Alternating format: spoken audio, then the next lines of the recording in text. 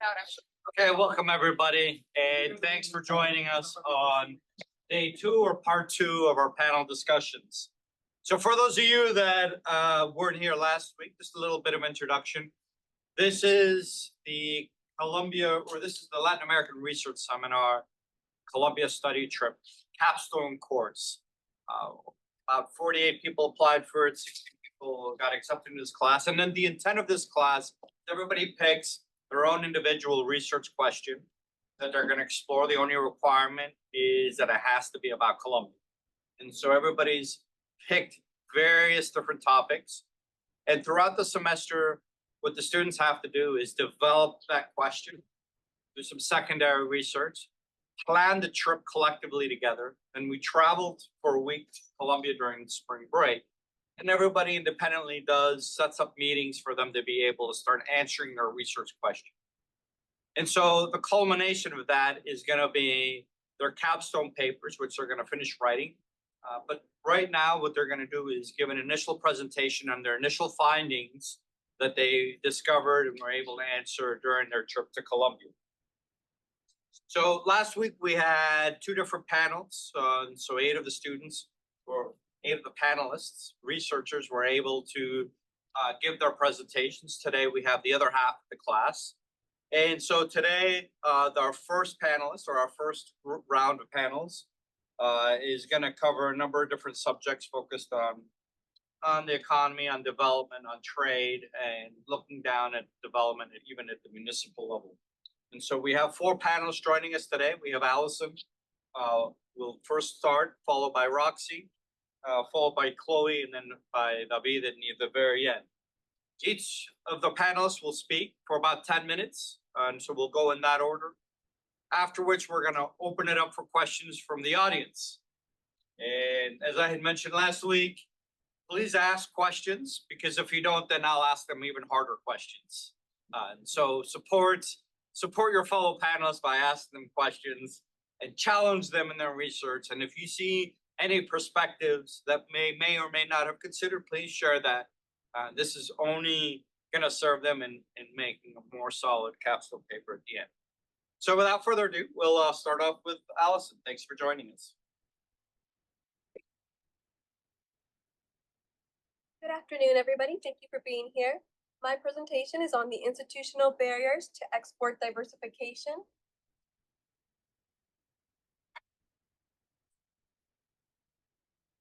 Today, I'll start by introducing my research question, then I'll discuss how natural resources impact economic development.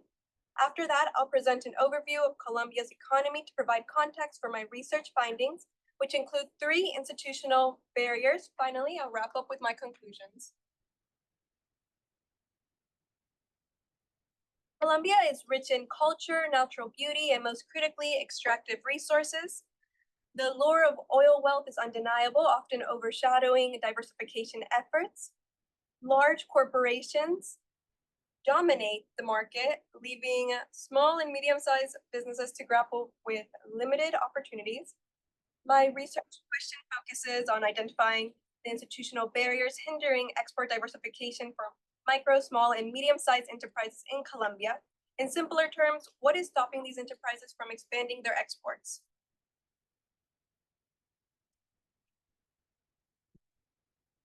I'll begin by explaining why export diversification matters by describing the relationship between natural resources and economic development.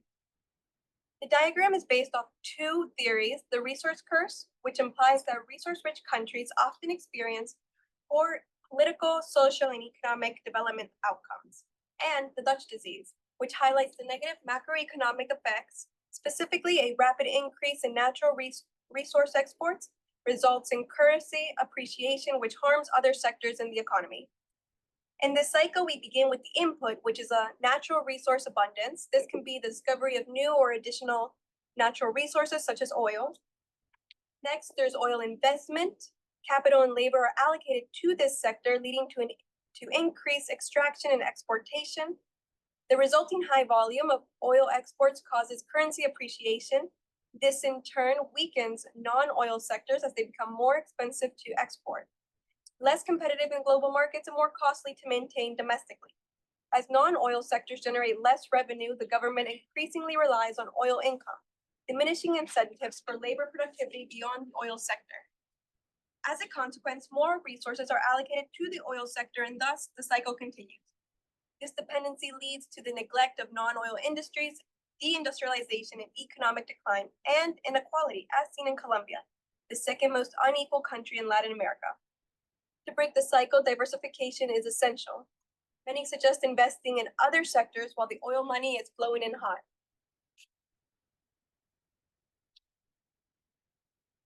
Traditional sectors are industries that have long been established and are significant to Colombia's economy, including oil, minerals, and coffee. Colombia's export portfolio clearly reflects a country of an extractive economy, with over 60% of exports consisting of extractive products. When you include coffee, traditional goods make up 2/3 of exports. My research looks at the institutional barriers that inhibit the realization of export diversification. These obstacles are ones that persist and prevent long-term development of non-traditional sectors. Micro, small, and medium-sized enterprises make up 99% of formal companies, generating about 40% to the GDP and employing nearly 80% of the labor force. However, only 0.2% of formal micro businesses engage in exporting. The graph on the right illustrates the disparity in export contribution between MSMEs and large enterprises. While over 3,000 micro businesses export, they only generate 1% of the total export value. In contrast, 900 large enterprises account for 88% of the export value. This underscores the untapped potential for economic growth within MSMEs. The first barrier is access to credit. With only 17% of micro businesses securing loans in 2021, fear of debt and failing to meet requirements were among the most common reasons micro businesses did not apply for credit. The chart on the left shows factors contributing to loan rejections, such as strict lending requirements and lack of collateral. On the right, the interest rate disparities between SMEs and large firms is evident. Significantly high rates for smaller firms hinder their competitiveness and discourages higher value-added activities and expansion of their market presence. The second barrier lies in the complex and costly bureaucratic procedure for company establishment in Colombia. First, the complexity. Formalizing a company in Colombia includes drafting a notarized constitution, appointing a legal representative, and paying the associated costs because Colombian law requires all documents supervised and signed by a legal representative. Then, registration with the Chamber of Commerce and fulfilling various paperwork. Tax registration is next. Registration is free, but tax payments must begin within 3 months or a fine is incurred. Additionally, opening a corporate bank account within a given time frame is necessary to avoid more fines. Once formalized, ongoing tasks include hiring an accountant to manage diverse tax obligations, registering trademarks, and fulfilling industry-specific labor and permit requirements, such as maintaining a minimum number of employees in certain sectors. The cost of registering a business vary greatly, ranging from a minimum of $364 to the average of $5,000, depending on factors like business type, industry, and initial capital investment. The chart illustrates average costs in US dollars, including fixed costs at the top and costs by business type below. Some of these procedures are particularly expensive, for example, 35% corporate tax, and the registering for a trademark, which is $10 shy of the national monthly minimum wage. Contrary to some online sources, the average monthly wage in Colombia is much lower, approximately $200 to $400 US. For the average Colombian, these registration expenses can be significant, often equivalent to several monthly salaries, necessitating either significant sacrifices or obtaining a high interest loan to start a business.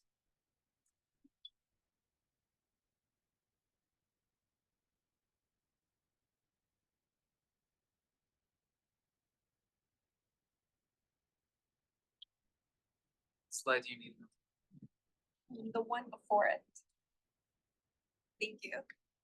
The high cost and complicated nature of formalizing can partly explain Just tell me what slide you need it on. No, the next one, yeah. Thank you so much. The high cost and complicated nature of formalizing can partly explain the high level of informality among micro businesses, with 60% of micro businesses that have not met any formalization requirements. Only 6% can be regarded as fully formal. In fact, in 2019, over 10% of micro and small businesses in Bogota were wrongly under the impression that they were formal. They were not. Informality results in SMEs relying on cooperatives to export their products. This can result in lower profit margins and force an exit from the global market entirely. The final barrier is export regulations, including complex and expensive custom procedures, trade documentation, and foreign regulatory requirements. A single product may incur over 10 different types of duty rates. Additionally, minor errors in trade documentation can result in shipments being detained indefinitely and significant fines. European import standards, for instance, are particularly high for agricultural products, requiring adherence to pesticide restrictions, environmental standards, and sanitary certificates. Many small farmers lack the resources to meet these requirements or incur additional costs of obtaining certificates.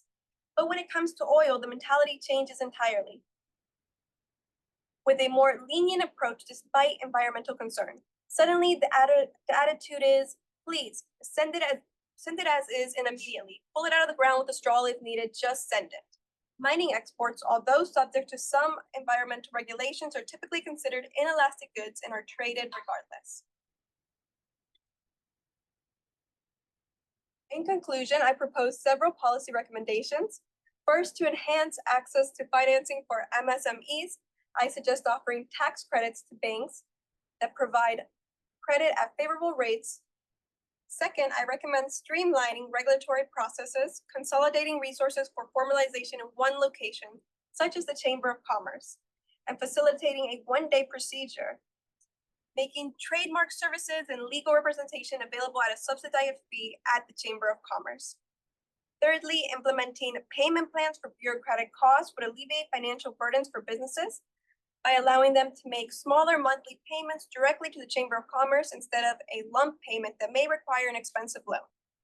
Finally, targeted industrialization efforts of non-traditional products, such as forming local cooperatives for global market access and technical support, and increased trade with regional neighbors that have similar product standards will further support MSME exports. Thank you.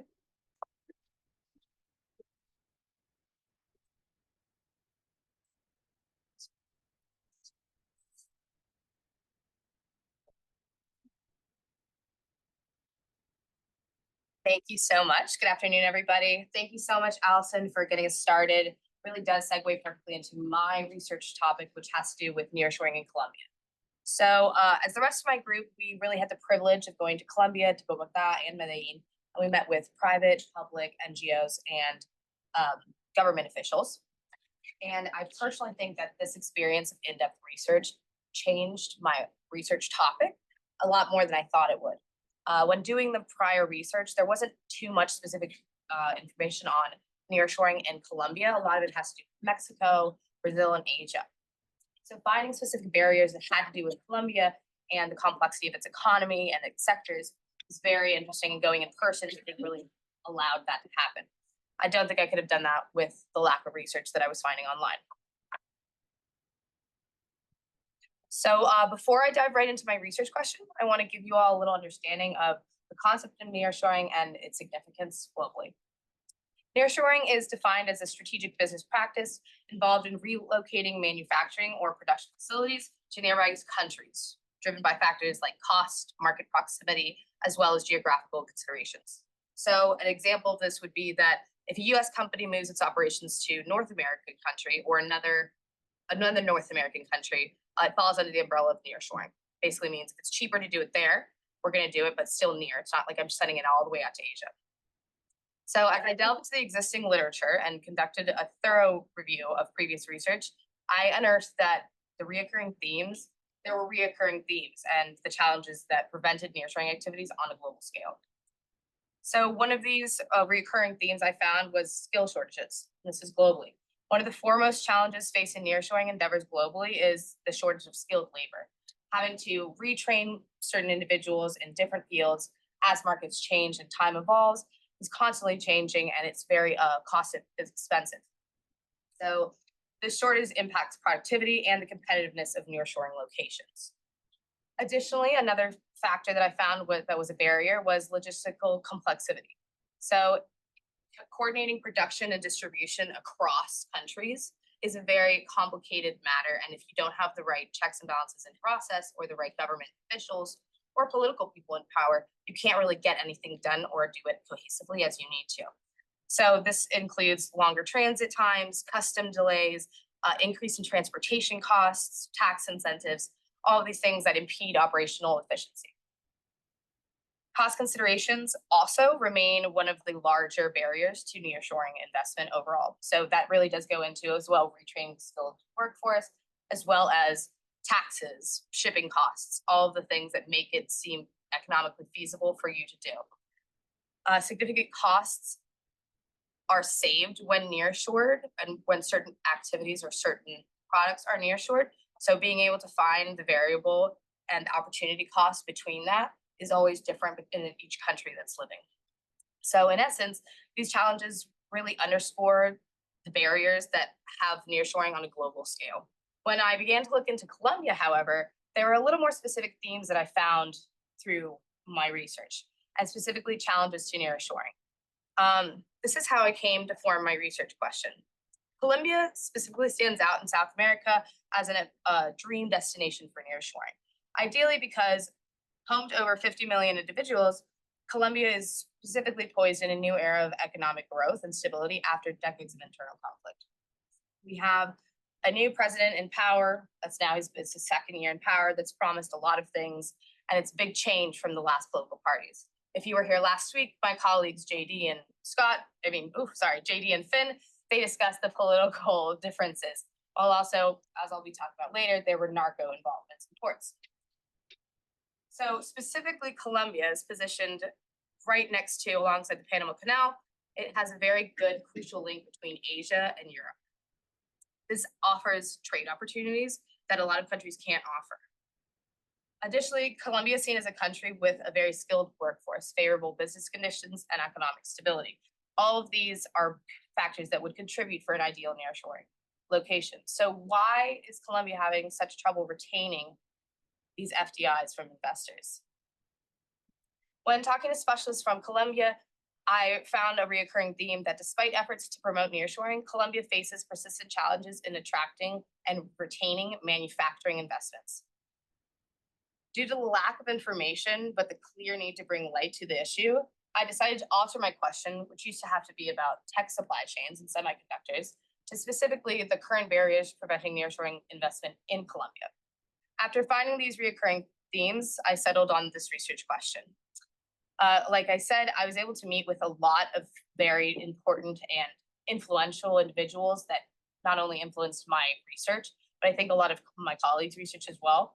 And I was able through this research to pinpoint 5 specific barriers specific to Colombia due to its politics and its geographic location.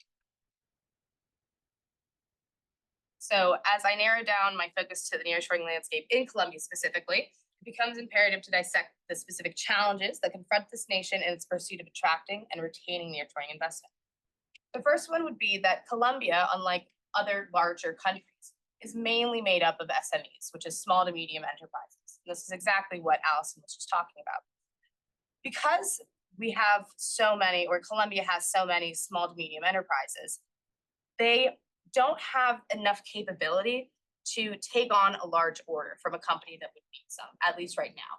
So unlike a country like Mexico, who has very large already set infrastructure and factories and all these machineries, Colombia does not, and they would take a lot more investment to make these small, medium enterprises grow to be able to actually take in the order that would be needed by such a large company. Along with having a country full of small, medium enterprises, Colombia's infrastructure, including ports, airports, roads, they all need improvement in order to facilitate efficient transportation of the goods. So Colombia's public infrastructure, like roads and highways, are not as easily accessible compared to other nations, for example, Mexico. So because we have so many small and medium enterprises, we have a lot more rural community action in having these kind of market actions, and they don't have access to highways. So even though they could produce the amount of goods that would be needed, they couldn't find the transportation route to get those goods from said place to a port to get them out on time. So if you don't have access to these types of roads, you can't ship the product to a wider market, and then you're stuck in the same small, medium enterprise kind of rotation. On the topic of shipping, I'm going to move on to the next barrier, which is especially prevalent to the southern part of Colombia, which there are ports like the port of Barranquilla and the port of Cartagena. These are all located Barranquilla is located next to the river Magdalena along the Caribbean coast of Colombia, and the port of Cartagena is it's to the left, so it's southeast to that.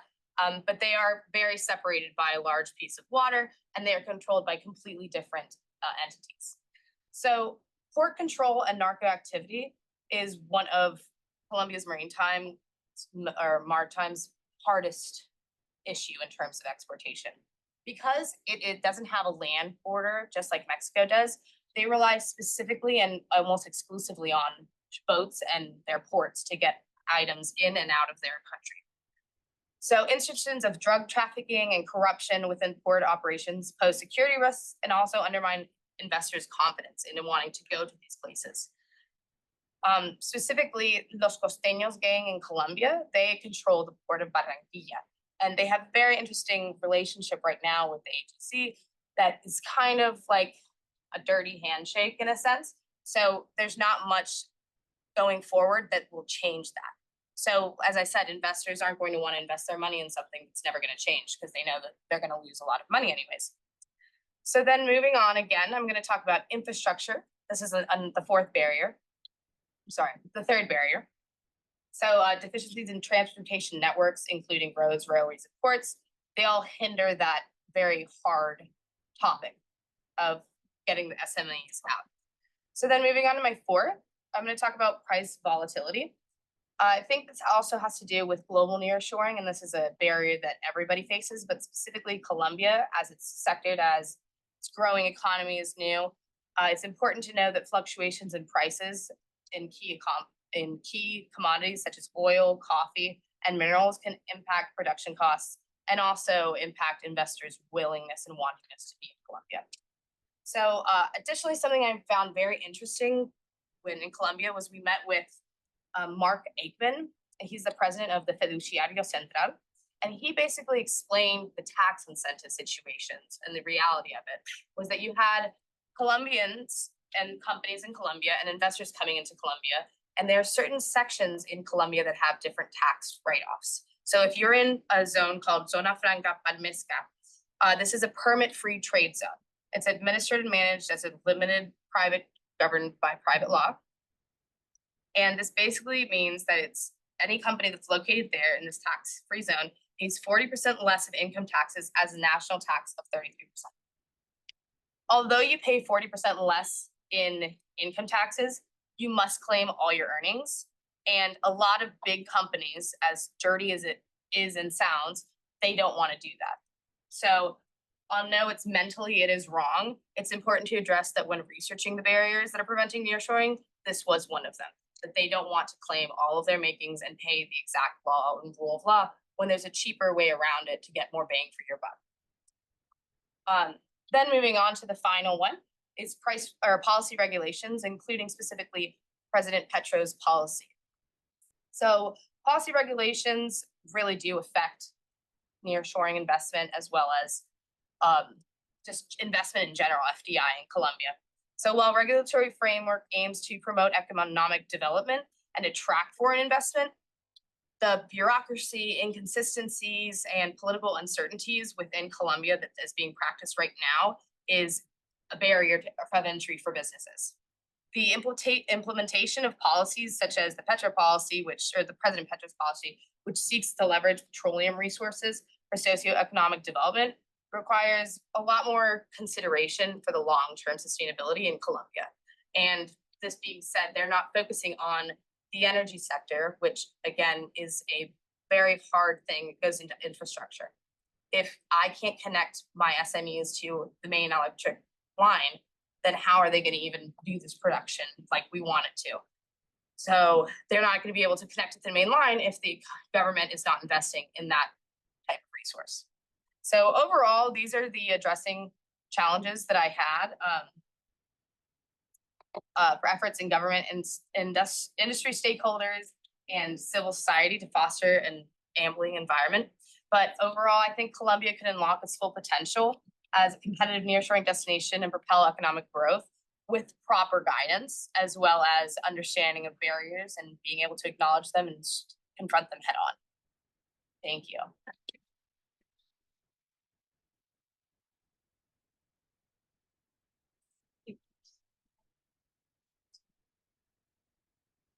Yes, sorry. Oh, that's so cute. Okay, well, hello, everybody. So my name is Chloe, and my capstone research focuses on identifying employment barriers for Venezuelan migrants living in Colombia, with a particular emphasis on the unique struggles they face as migrants in the country. So I'm going to start this presentation by going a little bit into the background of the migration situation in Colombia before giving an overview of what current literature says on the topic. I'm then going to go into my hypothesis and research plan before going over my findings and preliminary conclusions. Okay, so as most of us know, in the past few years, Venezuela's political and economic situation has deteriorated really rapidly due to the Maduro regime's economic mismanagement and political repression, combined with the effects of international sanctions and a decline in oil output. So the economy in Venezuela has essentially collapsed, generating hyperinflation and a shortage of basic goods such as food and medicine. This has left the country essentially unlivable for many Venezuelans and has plunged much of the population into poverty, causing around 7 million people to leave the country since 2014. And as you can see on the map there, most migrants are going to Colombia. So over 3 million Venezuelans have fled to neighboring Colombia since around 2014. So Colombia and Venezuela have a long history of migration between the two countries, although historically Colombians have been moving to Venezuela due to instability and internal conflict within Colombia. So this is the first time ever, essentially, that Colombia has been a major recipient country for Venezuelans. So as a result of this close history, the Colombian government has been quite receptive to Venezuelan migrants, especially the previous administration, the Duque administration, introducing inclusive legislation to give Venezuelan status and allow them to access the labor market as well as other basic services. The most recent iteration of this is the Temporary Protective Status for Venezuelan Migrants, also known as ETPV, which has granted 1.7 million migrants the right to stay in Colombia for up to 10 years, as well as the right to work and access social services and social protections. So this is a much more inclusive policy than any other country in the region. For reference, temporary protective status in the United States only gives migrants the right to live in the US for up to 18 months, depending on the situation. So ETVV is much more inclusive, but it's still not a perfect solution because despite having legal status, many Venezuelans still struggle to find formal employment in Colombia that matches their credentials and education level. And many migrants working in Colombia report being exploited at work and working longer hours for lower pay compared to their Colombian counterparts. So the Colombian labor market already has a very high level of informality. It's around 60%, depending on the source, but up to 90% of Venezuelans work informally in Colombia. So it's a much higher number. And this sort of doesn't make sense because Venezuelans on average tend to have higher education levels than their Colombian counterparts, which sort of indicates a mismatch between their skill level and the work that they end up doing. So this leads me to my research question, which is why have Venezuelan migrants faced more hardship entering the formal labor market than their Colombian counterparts? And okay, so while the lack of status is an important barrier, the large percentage of Venezuelans with temporary protective status shows that this is not the only employment barrier that Venezuelan migrants face in Colombia. So I hypothesize that there are other less obvious factors that preclude migrants from obtaining decent work on par with their Colombian counterparts. So quick overview of the literature. So there are a lot of studies out there that focus on the impact that Venezuelan migration has on the Colombian labor market in terms of wage effects and unemployment rates. But there aren't very many that focus specifically on the struggles that Venezuelans face in obtaining employment that matches their qualifications or obtaining employment in general in the formal sector. And the studies that do focus on employment barriers, both in Colombia and internationally, tend to focus on only one aspect, and this is usually a lack of status rather than examining the issue holistically. So I aim to fill the gap by providing a comprehensive analysis on why Venezuelans struggle to find decent work on par with their Colombian counterparts, focusing particularly on the human aspect rather than an economic one.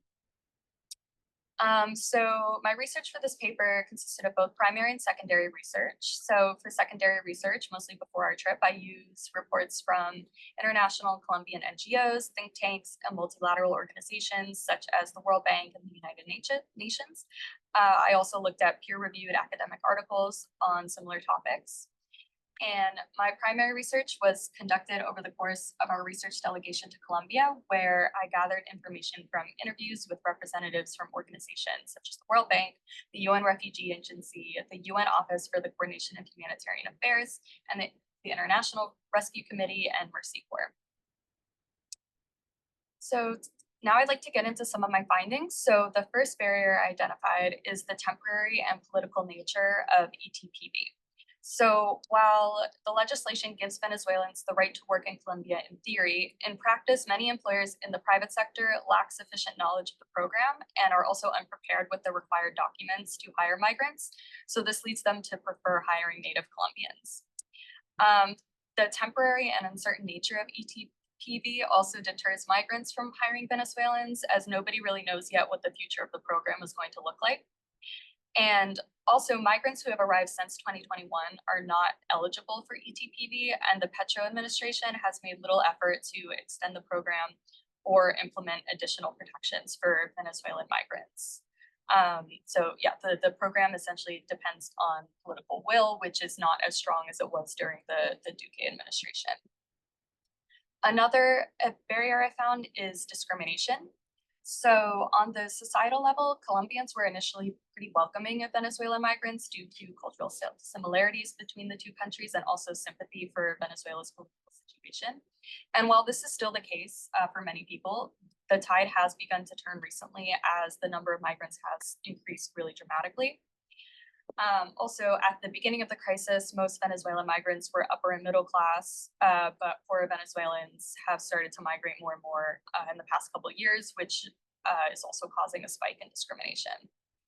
Politicians have also used harmful and xenophobic rhetoric against Venezuelan migrants, such as painting them as criminals or harmful to Colombian society.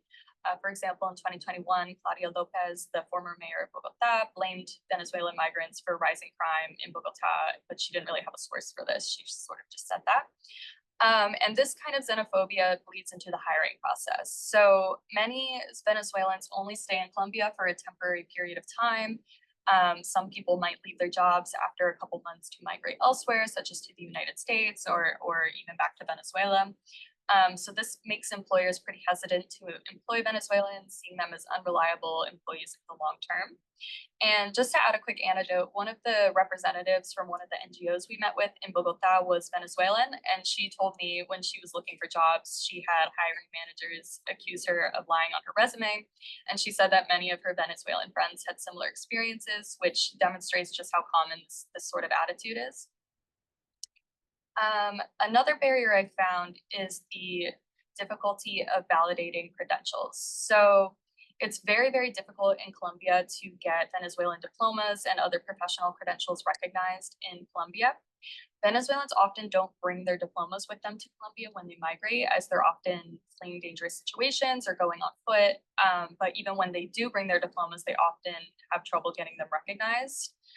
For example, the NGO employee who's Venezuelan I met with, she was a lawyer in Venezuela, but she couldn't get her law degree recognized in Colombia. So she was doing something completely different.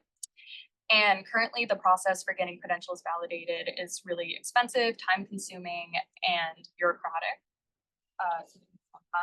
And this leads to occupational downgrading, where migrants are forced to work in jobs far below their education and skill level, and they often face low pay and precarious working conditions.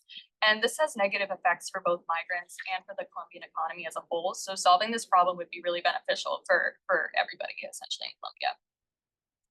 And a fourth barrier, so I've come across a few barriers that are specific to women, and I'm still trying to develop this point a little bit, so it's not fully fledged quite yet, but essentially Venezuelan women with children report more difficulties finding formal jobs than men, because they're trying to find jobs that will accommodate their child-related time constraints, which also often bars them from formal work.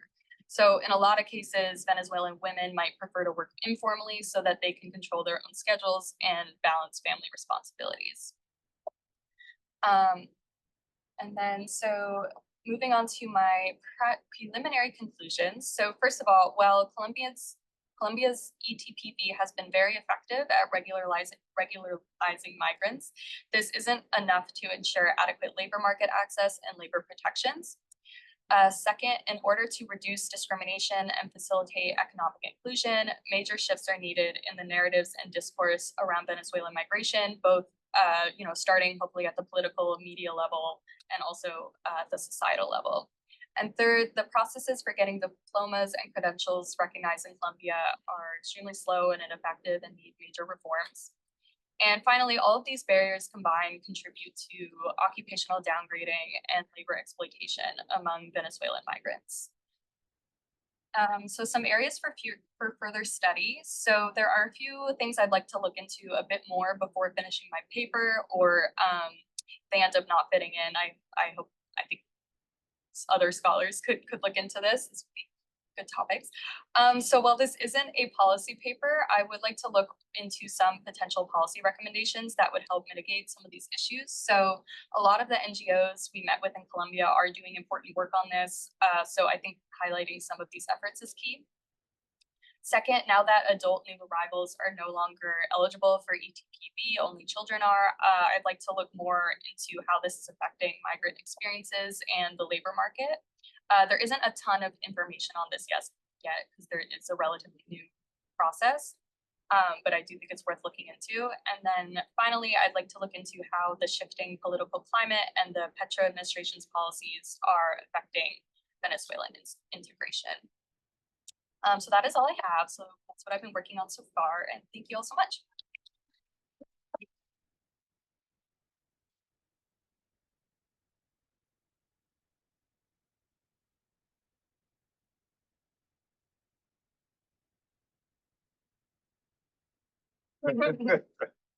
It moves. Oh, that's pretty Wow. Wow. All right, so forgive me. Well, first of all, thank you everyone for being here, colleagues, friends, family. Today I'm going to talk about cities, as you can see from the slide here, specifically the system of cities in Colombia, or el sistema de ciudades, which actually they have coined. And specifically, I'm going to contribute to kind of this bigger debate that's going on right now in the urban economics literature, but just between what's better, like having a big megacity or having a system of cities. So I'm going to start first of all with why do cities matter? Just a quick kind of mention of that, then really get into that debate and kind of qualify it for you all.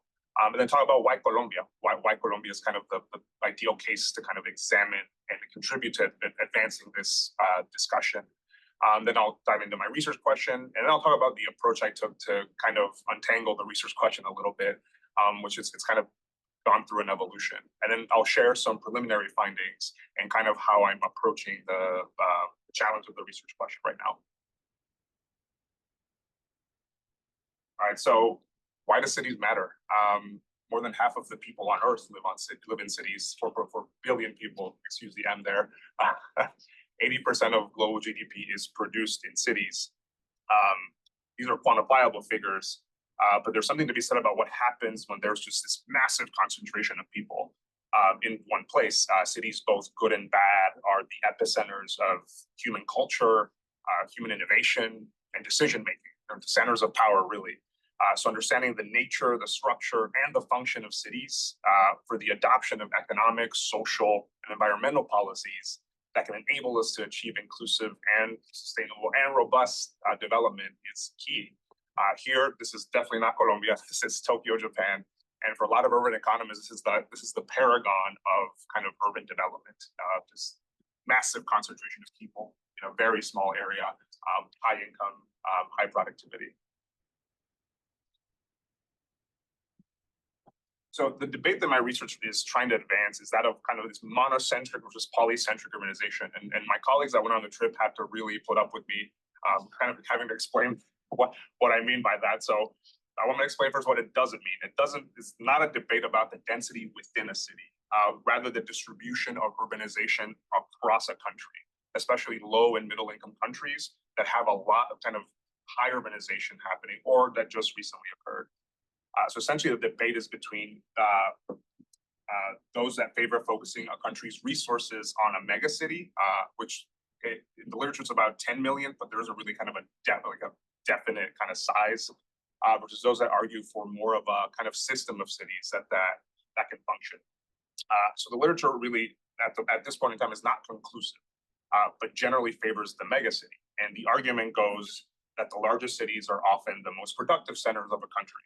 So focusing the limited resources, the limited public funds that a country has on those cities is the most efficient use of those resources. And so focusing on these secondary cities that aren't the big city is inefficient. So why would we do that? That's the case that kind of those focusing on the mega city try to kind of put forth. What I want to try to do here is actually try to do the opposite and kind of provide evidence to the contrary, that polycentric urbanization can actually be beneficial. So again, why does any of this matter? Again, countries have limited public funds, so they should ideally try to use their resources effectively, because again, what happens in cities matters for human development, and especially given the complex myriad of challenges we're facing right now. So this brings us finally to Colombia. And as for those who have been to Colombia know, the country is very special for many, many reasons. And one of the distinct characteristics is that Colombia is a highly urbanized country that has polycentric urbanization. From the time of the Virreinato, for example, Bogota has been the biggest city in Colombia.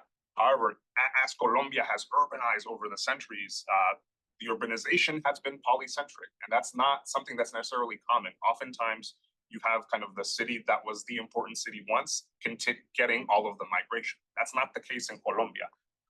And this is likely due to its terrain.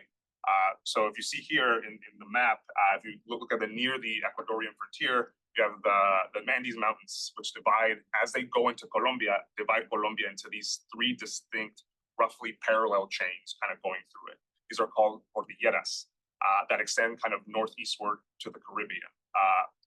And these are kind of massive peaks. We're talking, these are permanently snow-covered peaks. So this is rugged terrain that splits the country. And situated within the cordilleras, if you can tell, are the biggest cities, Bogota, Medellin, Cali. So it's what I'm kind of, the key assumption I'm arguing here is that there was no other way for Colombia to actually urbanize, but through polycentric urbanization.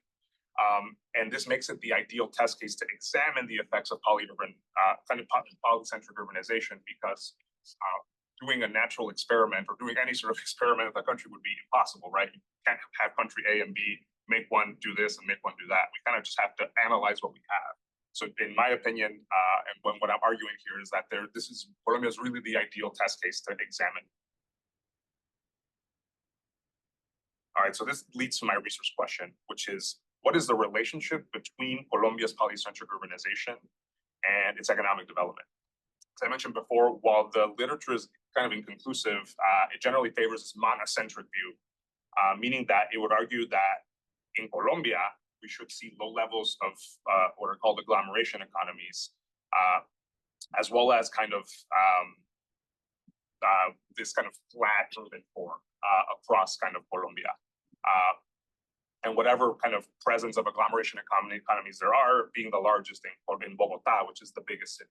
Bogota is, for context, about 3 times larger than Medellin, population-wise.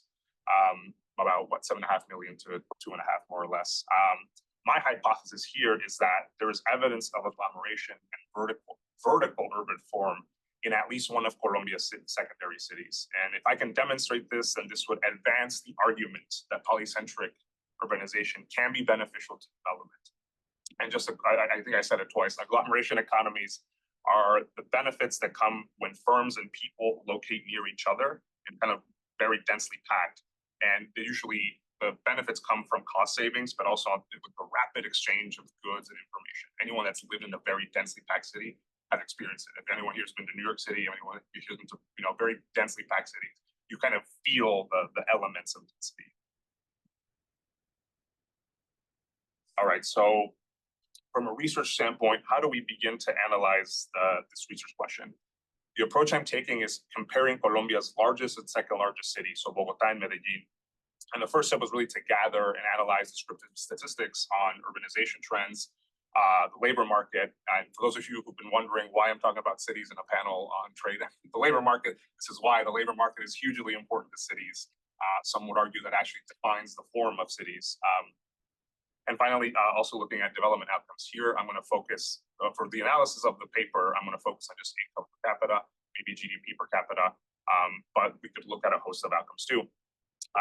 The second step that I'll be taking is actually a visual analysis of each city's urban form. And the nice part about an analysis of urban form is that you can see it. And we went to Colombia, we could actually see whether, the type of urban form that was occurring in Bogota. If you go up to Montserrat, you can actually see the urban form. You can see kind of where a kind of agglomeration is happening with the peaks. And you can tell kind of where it isn't, where it's just very flat. In Medellin, we actually got a really nice kind of 360 view of Medellin, visiting EPM, the public-owned utility there. So it's a really beneficial kind of check on what I'm going to show you right now, because we saw it in person. But first, I'm going to cover a little bit about kind of the things I found here in terms of just numbers. Again, population set 7.4 million, and a lot of these are official Colombian figures. So keep that in mind, because as some of my colleagues here have mentioned, sometimes the official statistics and the actual statistics are different. Sometimes slightly, sometimes by a lot. And particularly, sometimes what's challenging sometimes with looking at population data is how the city defines itself versus how, when you look at it, it defines it. You would define it. But here again, we're looking at population 7.4 million. Annual population growth between 2005 and 2018 was around 0.76%. Productivity growth 1.7. This is something that I think needs. I will be doing kind of a further analysis on to find a distinction there. Informality, it's currently about 32.9%. Again, I would suspect this to be actually be higher. And some of the sectors that Bogota's engaged in a lot, or that employ a lot of people in the formal sector, I should qualify, are commerce and automobile commerce and repairs, public administration, science and technology, and the per capita income of Bogota in 2020 was just over 19,000 in 2020 US dollars. So looking at Medellin, we have, again, a smaller population, 2.4 million, but still significant. Population growth slightly smaller than Bogota, at around 0.68% between that same time period. But if you look at density in Medellin is actually higher. It's actually higher than Bogota, which was in some ways a surprising finding. Again, formality, 38%. About the same, and major sectors of employment also kind of looks a little bit similar, but you have kind of manufacturing moving up and public administration going down. Per capita income a little lower, around just over 15,000 USD, again in 2020 dollars. So I should mention here, how do cities grow? And oftentimes when we look at a city, we think of, okay, there's people moving into a city. But there's more or less in the urban econ literature, there's 3 ways of growing. You either grow outward, so horizontal spread, and you see this with urban expansion as a city kind of continues to grow. And that's often a big feature of Latin American cities, kind of just outward growth. there's also what's called infill development. So the gaps in the city that are being filled. That's another way you can grow a city. And the last form, which is actually one of the toughest forms to get, is what's called vertical layering. So that's when you start getting a vertical city. And actually a professor at SAIS here, Somik Lal, who teaches the urban economics course here, some of his research on cities and kind of urban form found that high productivity and high employment in tradable sectors, so think exports, is really what ends up in this pyramidal growth. Like, look, he calls it pancakes versus pyramids. And if you have kind of high productivity, again, high employment in the tradable sector, you end up with a city that looks vertical, Tokyo. And when you have kind of low productivity and you have kind of low exports, you end up with more of a flat city. So what we're kind of identifying here with Medellin and Bogota is to what extent are we getting kind of each type of expansion? Because that would be suggestive, if we're following this line of logic, of what type of kind of development is going on. All right, so I had a lot of data charts, and I thought, maybe I shouldn't show a lot of kind of trended graphs. I show some of the maps. Some of the maps are really interesting. And here you have Bogota looking at, again, here you're looking at built-up area, which is essentially that expansion. If you look at 1985, take that as kind of the baseline. Going to 30 years later, 2015, the colored areas, besides red, are kind of how Bogota has expanded as its population has grown. And some of the different colors there are the different types of expansion that sometimes are qualified, whether that's what's called leapfrogging, which is when you kind of urbanize ahead of the continuous path of the urban expansion. And when we look at Medellin, we also see some outward expansion south of kind of, if you look at kind of this, it's kind of going southward, like a majority of that expansion over kind of that 30-year time span. But it's not, and there's kind of a visual check, it's not kind of expanding as much as Bogota. And again, despite kind of similar population growths. So now if we look at, when we look at height and we start comparing the height, and what you see here is actually satellite data. Satellite data that takes, well, actually, it's a machine learning algorithm that takes satellite data from 4 different satellites to try to understand and look at what is the elevation of each of the cities. So as you can see here we have a comparison. This is 2019 of Bogota and Medellin. And surprisingly, again, if we were to take that monocentric view, we would expect Bogota to have more elevation because it has more because we would expect it to have more agglomeration economies. That's not what we see here. If you look at Medellin, the red is building height. So if it's red, that means you're looking at kind of really tall buildings. If you're looking at blue, you're looking at essentially flat. So like to the buildings to the ground. So 1 or 2 stories. And what you see here is Medellin has a lot of not elevation. And that's not the type of thing you would expect, again, from this monocentric view. It's what we would expect from kind of an agglomerated dense city.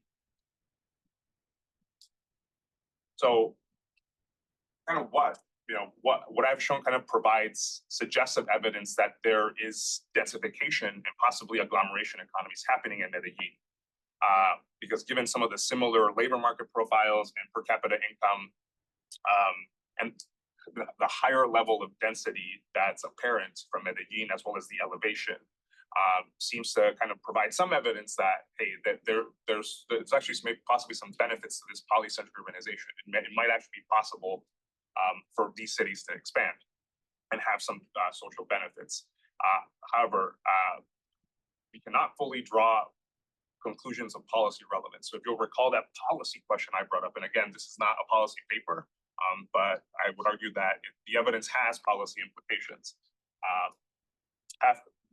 in order to kind of have a more definitive, conclusive evidence, we need to dive kind of and account for some of the factors outside of urbanization that might have caused what we just saw there. And that, of course, takes us to kind of my last slide here.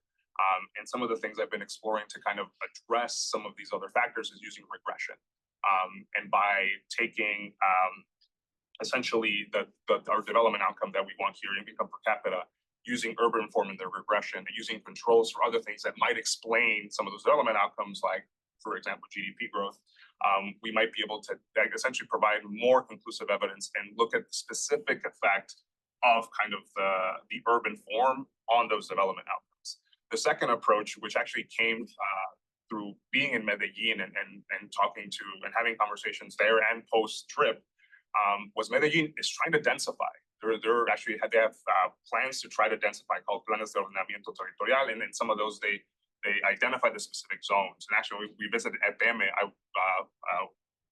I was pointed to some of the projects that have worked and didn't for this kind of development or densification.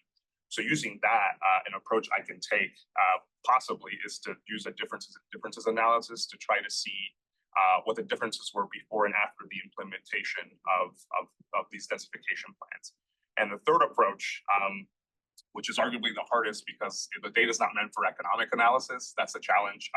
It's actually taking two sets of satellite data. So the satellite data I showed you there that shows kind of urban form, as well as taking what's known as nighttime lights data, which is has been shown to be a good proxy for economic data at kind of the micro level. That's a challenge in Colombia and a lot of places. We don't have data to actually analyze the situation. Nighttime lights data might be a way to actually get at the specific kind of relationship between densification and development. Yeah.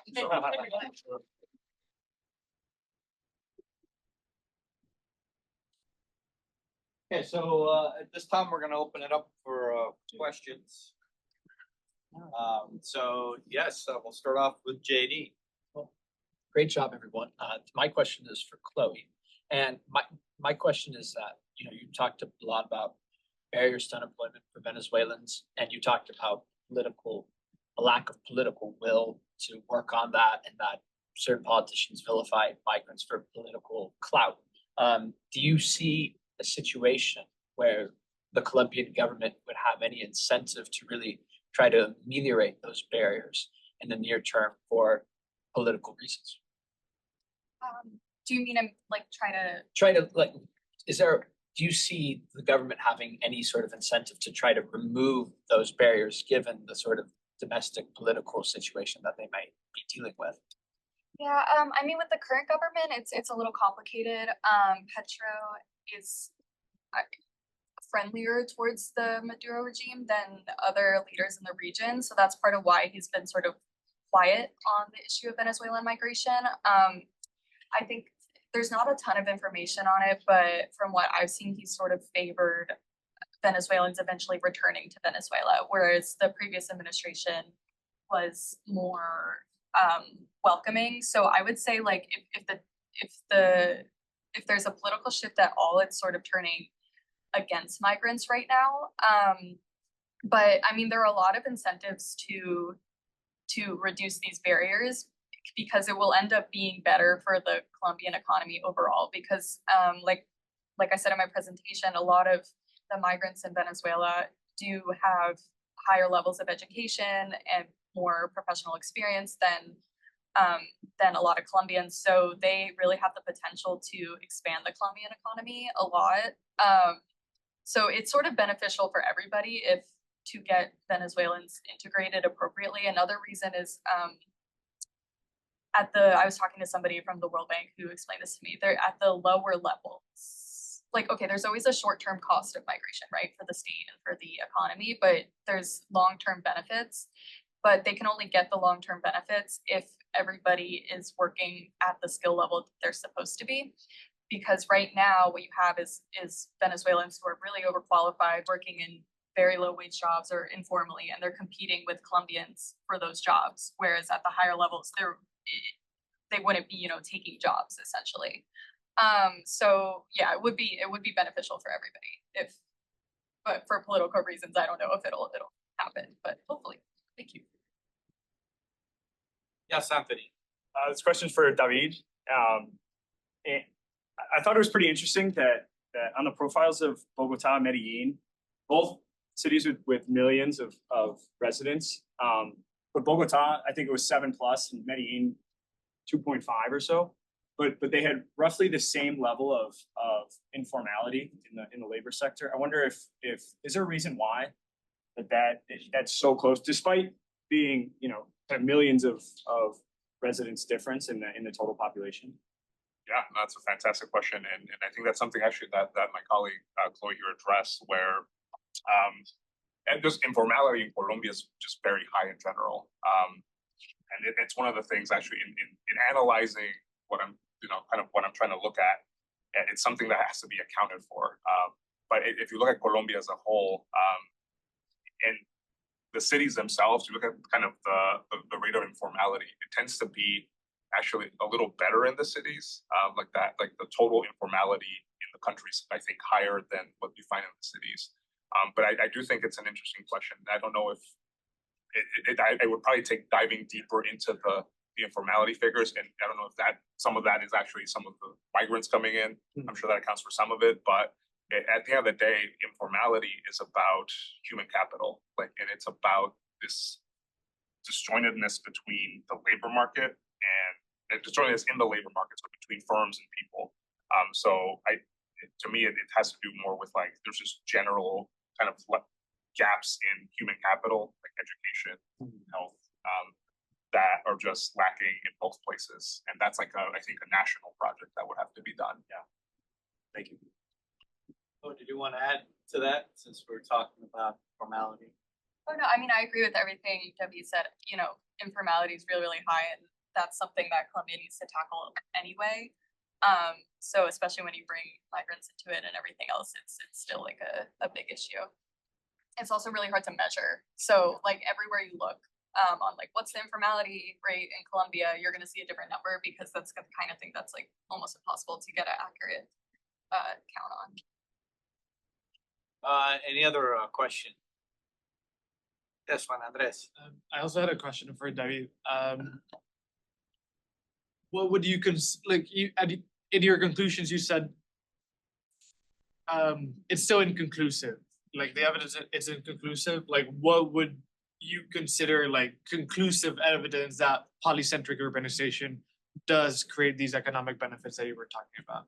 Sure, and it's the challenge of, I think if we had kind of more unbiased data that one shows the direction of the relationship, because that's the tough part about kind of this relationship between urban form and economics.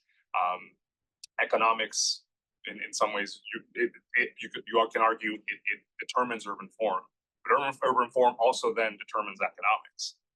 And we saw that actually in Colombia. I think we were at the World Bank, I believe, we were talking to I think there were some of the people at the bank were talking about their own commute, not even the people who work, let's say, in the informal sector, right?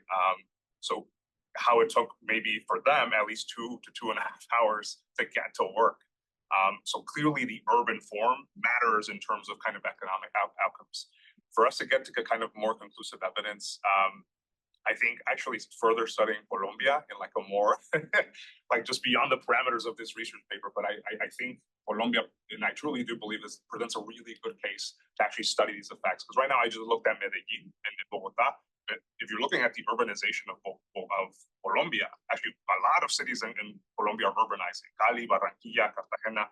So I think a more kind of deeper, comprehensive look into this might actually provide some more conclusive evidence. Because I think, again, for the policy implications, I think it's important, because if you're for example, I always think of my country, Mexico. Mexico City is about 24 million people, and then the next largest city is about 3 or 4.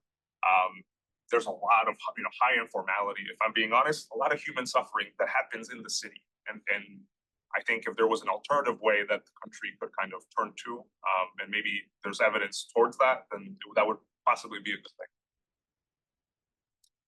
Any other questions? Marta? Yes, you go. Oh, well. Well, my question is for Chloe too. Sorry if you mentioned it, but how can Venezuelans who are crossing to Colombia, and for example, they don't have a single document with them, right? That they specify who they are. How are they? What is the process for them to get these temporary status if this is kind of a barrier to get it in the first place? Like, what's the process behind it? I don't know. Yeah, I'm still looking into that a little bit, but it is more, so they had a program before it called PEP. It was a similar thing, but you could only get it if you went through like a designated port of entry and you had a passport.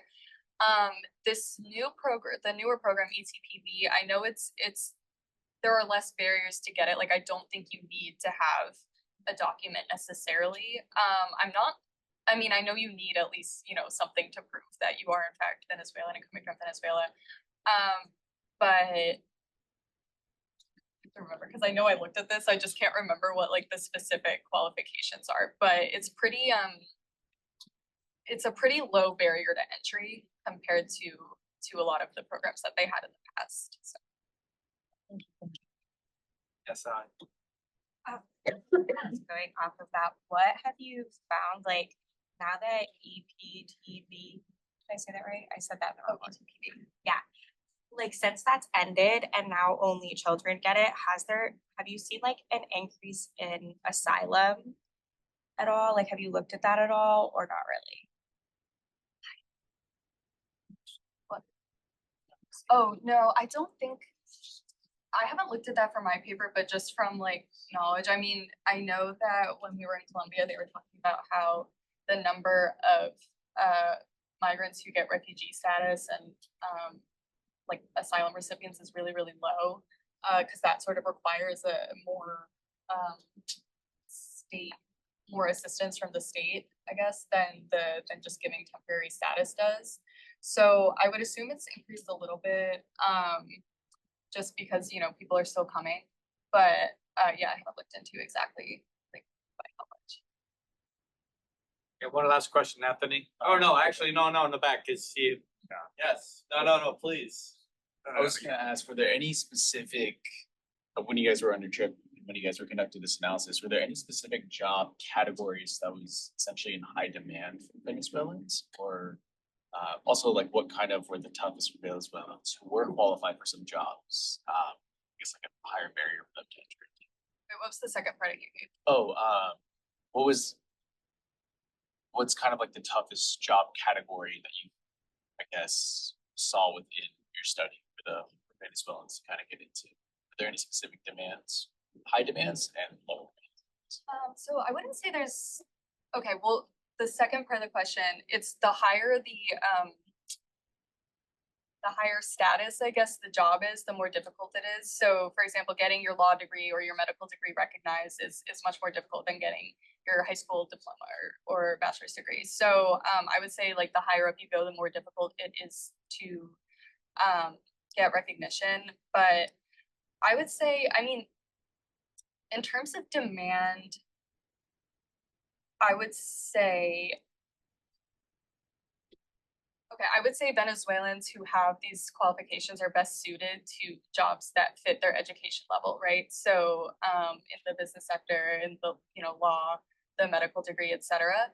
But at the lower level, I would say there isn't much demand at all because there are a lot of Colombians who already work informally and who already, a lot of people in Colombia don't have super high educational credentials, so they're already there to fill those jobs. So I would say at the higher level, there's more demand. It's just it's not getting filled. Okay, well, round of applause. Thank you very much. I'm gonna break, and then we'll start with our second panel of the day. So, welcome back, everybody, for our second panel. As I mentioned before, this is the panel for the Colombian Research, or excuse me, the Latin American Research Seminar, Colombia study trip, where each of our panelists has been focused on a specific research question. Throughout the semester, they've been working on answering this research question. They traveled for a week to Colombia, met with various different experts. They've come back, they've worked a little more, and at the end of the semester, they will turn in written form their final capstone paper. But we're using this opportunity for them to present their initial findings and share with everyone here and get some questions asked by the audience to maybe help them develop the question a little further. So joining us today, we have four amazing panelists. We have Anthony, who's going to talk to us about financing the energy transition in Colombia, followed by Juan Andres, who's going to talk about variable renewable energy. Then afterwards, we have Alva that's going to talk to us about carbon markets. And finally, we have Ann Charlotte, who's going to be talking to us about soil fertility. And so all of this, again, is more economic focused. And so that's why we put everybody together as what is the future economically for Colombia? And so I think all four of them are going to answer different aspects of that. I think it's going to be a very exciting panel. So please, at the end, ask questions, ask hard questions. For those of you who's joining in, if you don't, I'll ask the hard questions and they'll probably be harder. So please do everyone a favor here and ask them questions. So without further ado, thank you very much, Anthony, and we'll start off.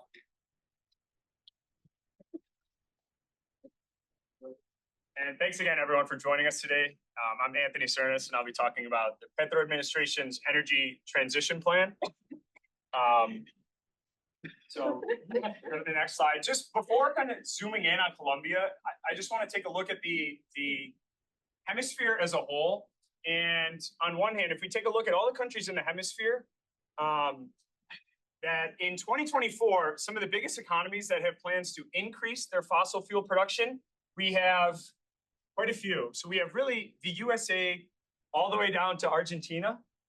But on the other hand, if we have countries, conversely, that with plans to decrease fossil fuel production, we have Colombia. So it's interesting that we kind of have this juxtaposition of a lot of countries in the hemisphere really ramping up oil and gas production, and Colombia going the other way and kind of winding down. But beyond that, we have President Petro, who's kind of doubling down on the energy transition in Colombia. So not only is production of oil and gas decreasing in Colombia, but President Petro wants to completely stop new exploration of oil and gas projects in Colombia. So he really wants to expedite the energy transition in Colombia. So that's kind of the basis of my research question. Is, you know, at a time when really the entire hemisphere is increasing production, Colombia is markedly going a different direction. Like, how do you reconcile the two? So my research question is, what is the economic feasibility of Petro's energy transition plan? And really, it's a complicated question, but through months and months of a diligent, multifaceted approach of critical inquiry, strategic framework analysis, stakeholder engagement strategies, meticulous economic scrutiny, and sophisticated financial modeling techniques, my preliminary research propounds that the answer to this complicated question of Petro's energy transition plan to be, it's nuanced. So I say that kind of kiddingly, but I do think it's true that it's not like a black and white, is it feasible or no? Rather, I think there's a set of challenges that might impede some of the progress of this energy transition. And I think on one hand, you have President Petro, and his climate commitment is truly, it's impressive. And globally, I think we need more of that. I think it's pretty commonly understood that globally we're woefully underfunding a lot of climate efforts. So we need leaders that are going to push the needle a little bit more. But I think on the other hand, and there are trade-offs that, like, for Petro to really push this as fast as he's pushing it, there comes with some costs as well. And I'm going to be, so really, it's not like a yes or no, but various challenges. And I'll be discussing some of those challenges today. So I'm going to go into some of the background literature, and then I'll discuss kind of three main challenges: the domestic economy, political considerations, which has a little bit of an international aspect as well, and then we'll end on some of the multilateral engagement. So some of the background literature there, I split it into almost two buckets, and Colombia falls into each. Really, on one hand, you have the energy transition for emerging economies. And it's interesting that despite all kind of these emerging economies in different regions of the world, there are two similar themes that kind of emerge. And it's this dual challenge of, one, these countries need to, as we all do globally, combat climate change and limit global warming to 1.5 degrees Celsius. But on the other hand, they also need to do so in a way that's socially inclusive. And it has that in mind with its economic development. And you know, a lot of these emerging economies, Colombia included, have high levels of income inequality. So it's very important to address that as well as the energy transition itself. And then on the other hand, you have literature that talks about transitioning oil-heavy countries off of fossil fuels. That's a little bit more varied. Some say you just kind of maximize your returns now and get as much as you can and then transition. Others advocate for a more gradual, like kind of divest now, so it's a little bit of a softer landing when the energy transition does pick up a little bit more speed, and there's more pressure to move away from fossil fuels. So I put Colombia in the middle, and I want my contribution to be more of an economic type lens, but specifically on Colombia and specifically taking the policies of the Petro administration into account. Go ahead, next slide. And then, so moving on to the domestic economy, I think it's important to point out here that the top export of Colombia is oil. So it is a fossil fuel. I think a lot of people think Colombia and they maybe think coffee or flowers, which is true, and those are definitely important exports of Colombia. But really the number one by far is fossil fuels. So it's you know, really to go kind of this hard stop off your number one export, that would mean the government foregoing a pretty sizable chunk of its revenue. And then on top of that, last year, the GDP in Colombia was 0.6%. So it's really, I mean, it's growing, but not, you know, super robust. And again, this is really a significant source of government revenue. So on top of that, there's significant income inequality in Colombia. And here, you really, I think the focus is on the periphery of the country, where you see some of the darker shaded areas. Some of my colleagues talked last week and even in the panel before this about almost two Colombias, where you have some that's like this urban kind of well-connected areas versus these other areas where there's kind of more rural, a little bit less connected, maybe some higher rates of poverty. So a lot of the government revenue that you could use from oil could go to social spending programs to like kind of combat things like this. So again, it's a little difficult to just kind of cold turkey go away from Colombia's top revenue for the government. And then moving into political considerations, I think the next slide. So this is a graph of the Colombia versus the U.S. dollar since Petro was inaugurated. I think this kind of speaks to some of the political volatility in the Colombian government, both on Twitter and in the cabinet itself. So for example, here you can see early on, it's like super volatile and there's kind of a big sell-off of Colombian pesos. And, you know, I mean, at one point it reached almost like well over 5,000 for $1 US. So it was really, really volatile early on. And then since it's kind of stabilized. But really, Petro tweets like 13 to 15 times a day on average. And I think early on, a lot of like investors or people that might want to invest in Colombia are kind of scared away from that. A lot of this volatility on Twitter. But it's kind of in the months since, you've kind of seen a stabilization of the exchange rate between the peso and the US dollar. And it's interesting. I think on one hand, you look at that and you're like, wow, pretty strong appreciation of the Colombian peso. Hats off to the Petro government.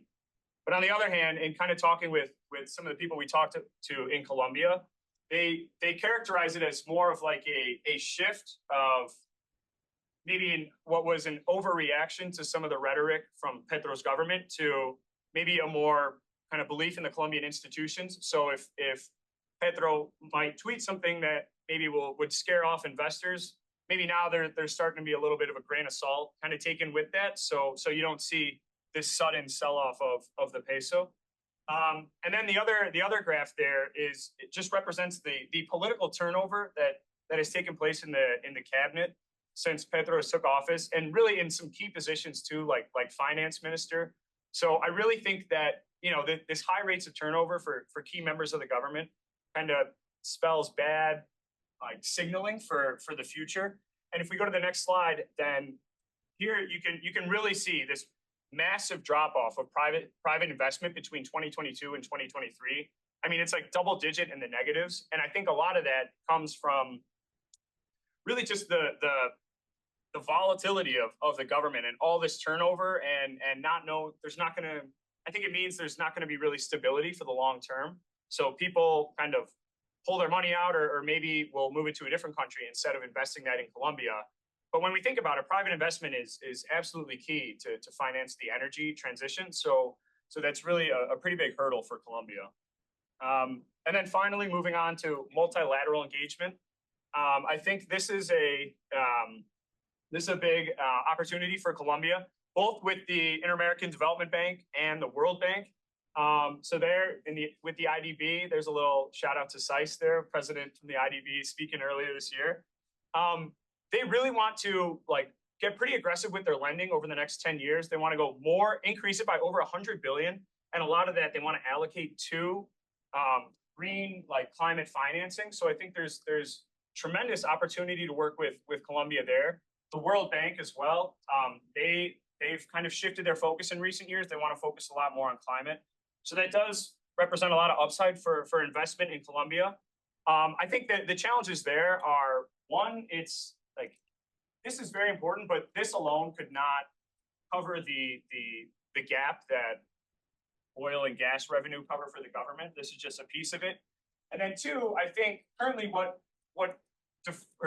how you define green finance is pretty broad and a little bit vague. So granted, there are works to develop a green taxonomy to determine what isn't green finance, but I think that's still an ongoing challenge. And then finally, I think some of the things we heard in conversations with some of the multilaterals that when we met with them in Colombia was that, on to the next slide, was that it can't be the energy transition alone. And this kind of goes back to some of the existing literature. It's got to be an element of addressing the income inequality. So I think Colombia still struggles with high levels of poverty in certain areas. There's still issues of students that haven't returned to school since the pandemic. So you can't just kind of silo the green energy transition. Really, it needs to be part of an overall strategy of economic development with a huge socially inclusive lens. So with that, thank you for listening, and I'll turn it over to Juan.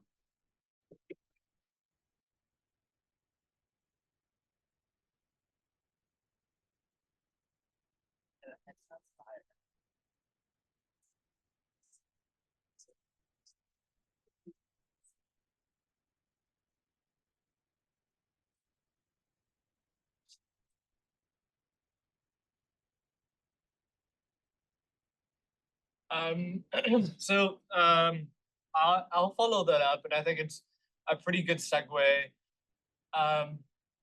Because I'm talking about variable renewable energy, and that mainly refers to solar and wind, because those are intermittent sources of energy, meaning that if the wind is not blowing, they don't produce electricity. So that's opposed to hydroelectric, which the water's in a dam and you can dispatch it more or less whenever that's needed. So focusing on variable renewable energy and what are the challenges in the Colombia case to integrate those generation sources into the electricity mix.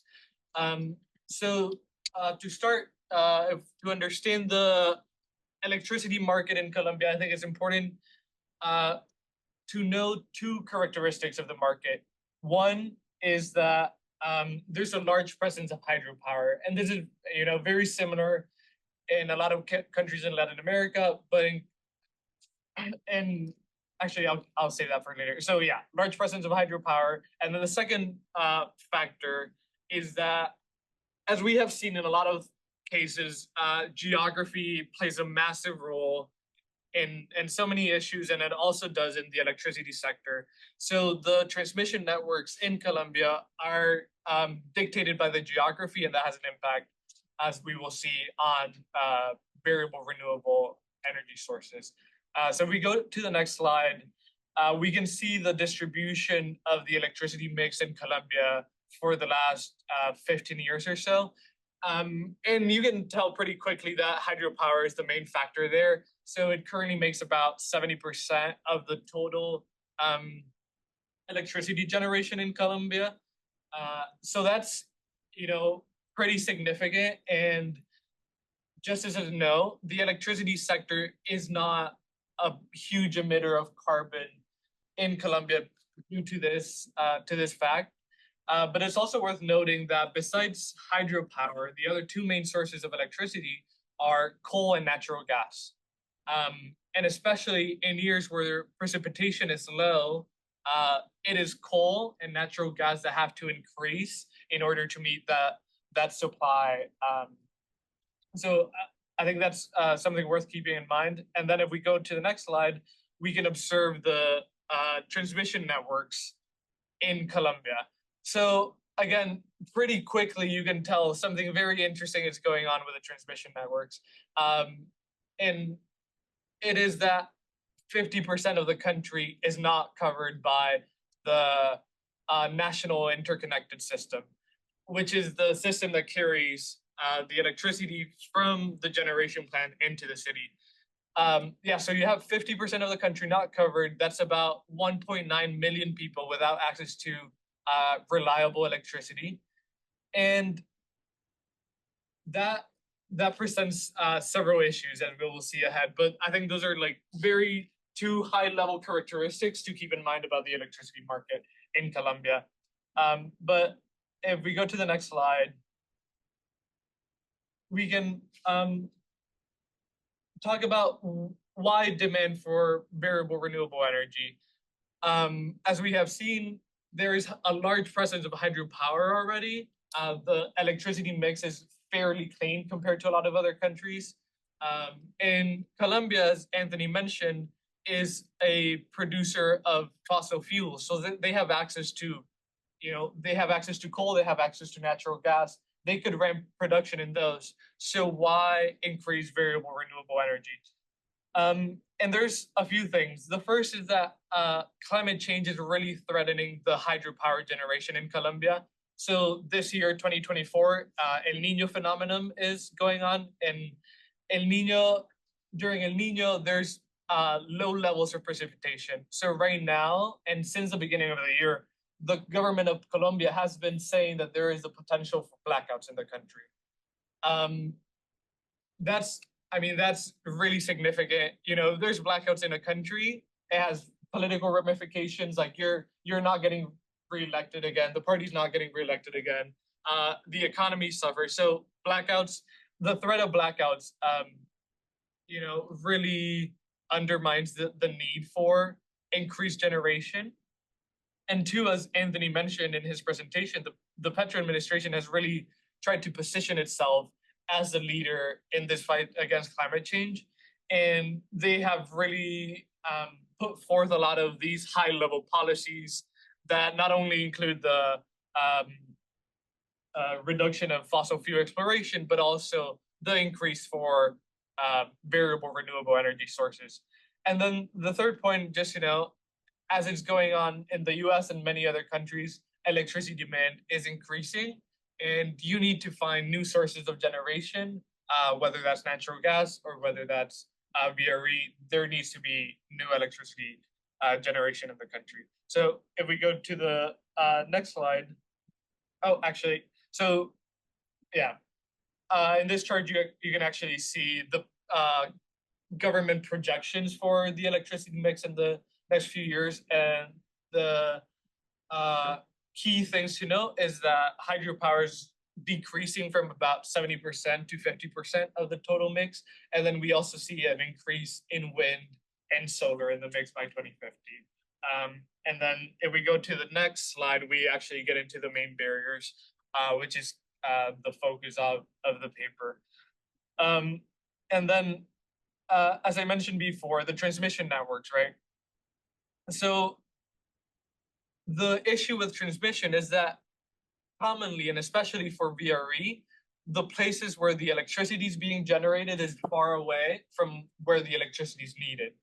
And this is specifically the case in La Guajira, which is this northern state in Colombia, it borders, it's like this peninsula that's like highlighted here. It borders Venezuela, and it's a very arid desert, but it has massive potential for wind and solar generation.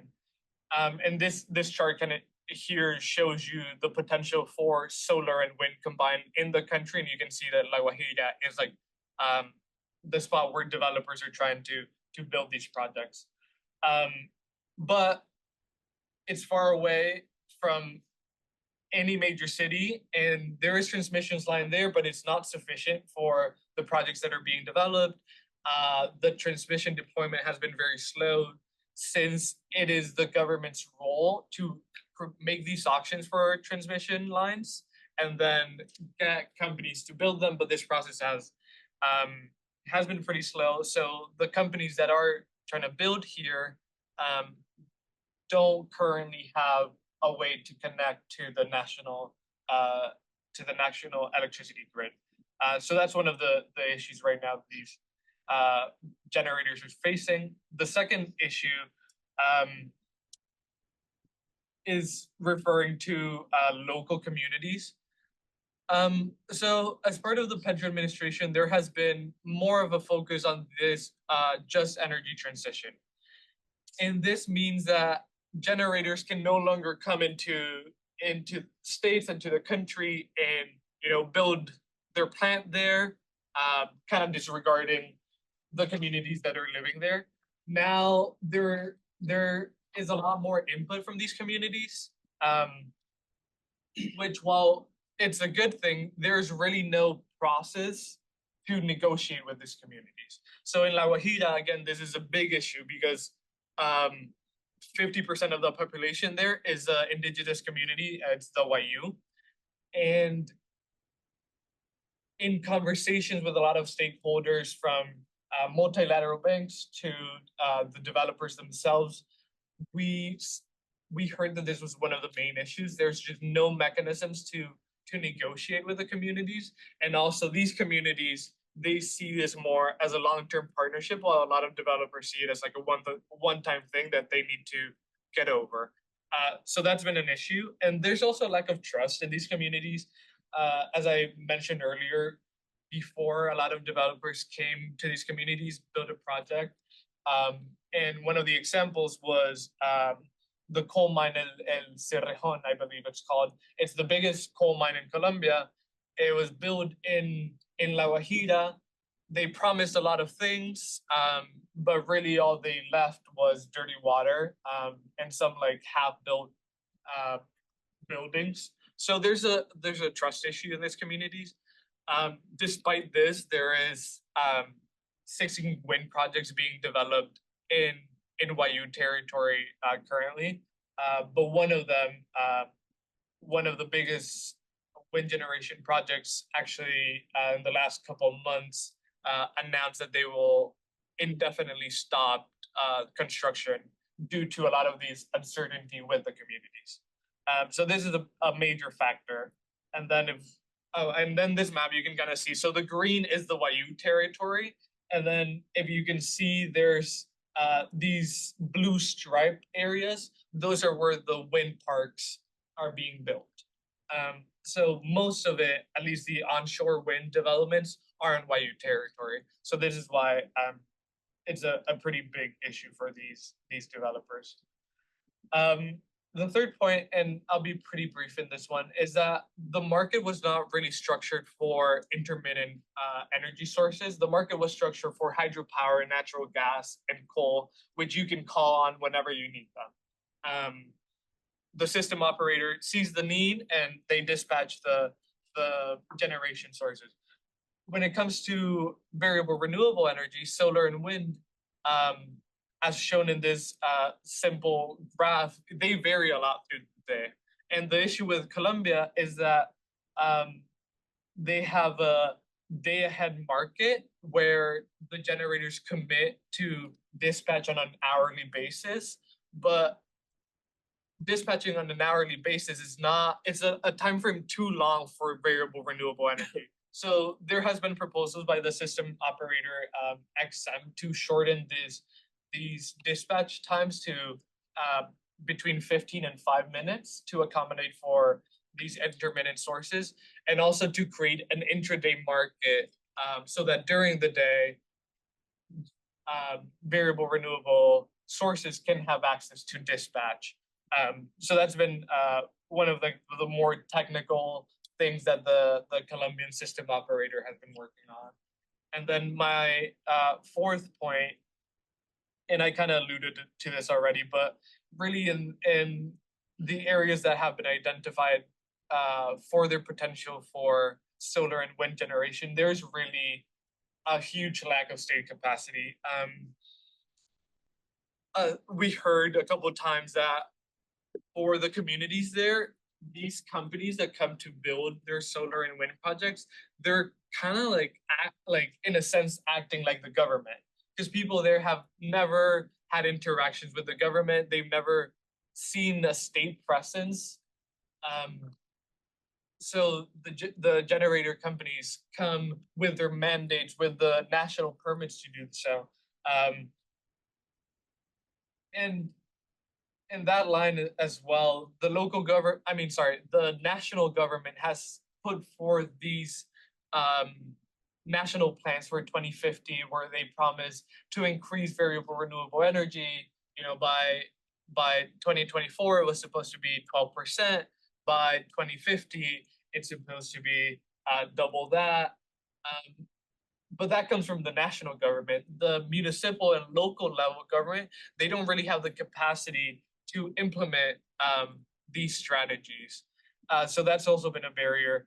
And lastly, there's security concerns. I think as we saw in last week's presentations, La Guajira has been one of the areas that has been victim to organized crime activity. It has, a pretty important port there. And that's also a factor we've seen in other places, that the state needs to guarantee the security of these assets for them to be fruitful. So that's another point that has been an issue. And just two added points into that is the question of reliability versus reducing emissions. This is a question that comes often with when we're talking about solar and wind sources. And it's fair to ask whether adding wind and solar is going to increase the reliability of the system, especially right now when there's threats of blackouts. And the truth is that natural gas and coal are going to continue to be an important part of the mix for years to come. I don't think there's debating that, but I do think it's important to have a diverse set of options, which require a built-out transmission network. Because you could have as much generation as you want in La Guajira, but if you don't have the transmissions network, it doesn't really affect the grid. So I think this is just a question that is worth thinking of. And then lastly, I mentioned that 1.9 million people are not connected to the national system. So it's just worth mentioning that the electricity in those areas is coming from diesel generators. That has a lot of pollution concerns, not only for the environment, but for the communities around them. And there has been plans to build these renewable microgrids in these plants. So these are grids that are separate from the national system. And there's actually is a photo from a grid in Cauca, which is a microgrid, the largest microgrid in the country. And the government has a plan to install 20,000 microgrids in the country. That has been questioned a lot. It seems like their plan is not really like well thought out. The government has said that they're gonna train these communities to do the upkeep and the operations for these microgrids, which raises a lot of questions. There's also questions of of durability of the assets. So I think it's important to keep in mind that there's 1.9 million people that still don't have access to reliable electricity, and it's a hard business case for companies to go in. But I do think it's something that I'm exploring in my paper, and it's something that is really important as part of our conversation about renewable electricity in Colombia. And with that, I end my presentation.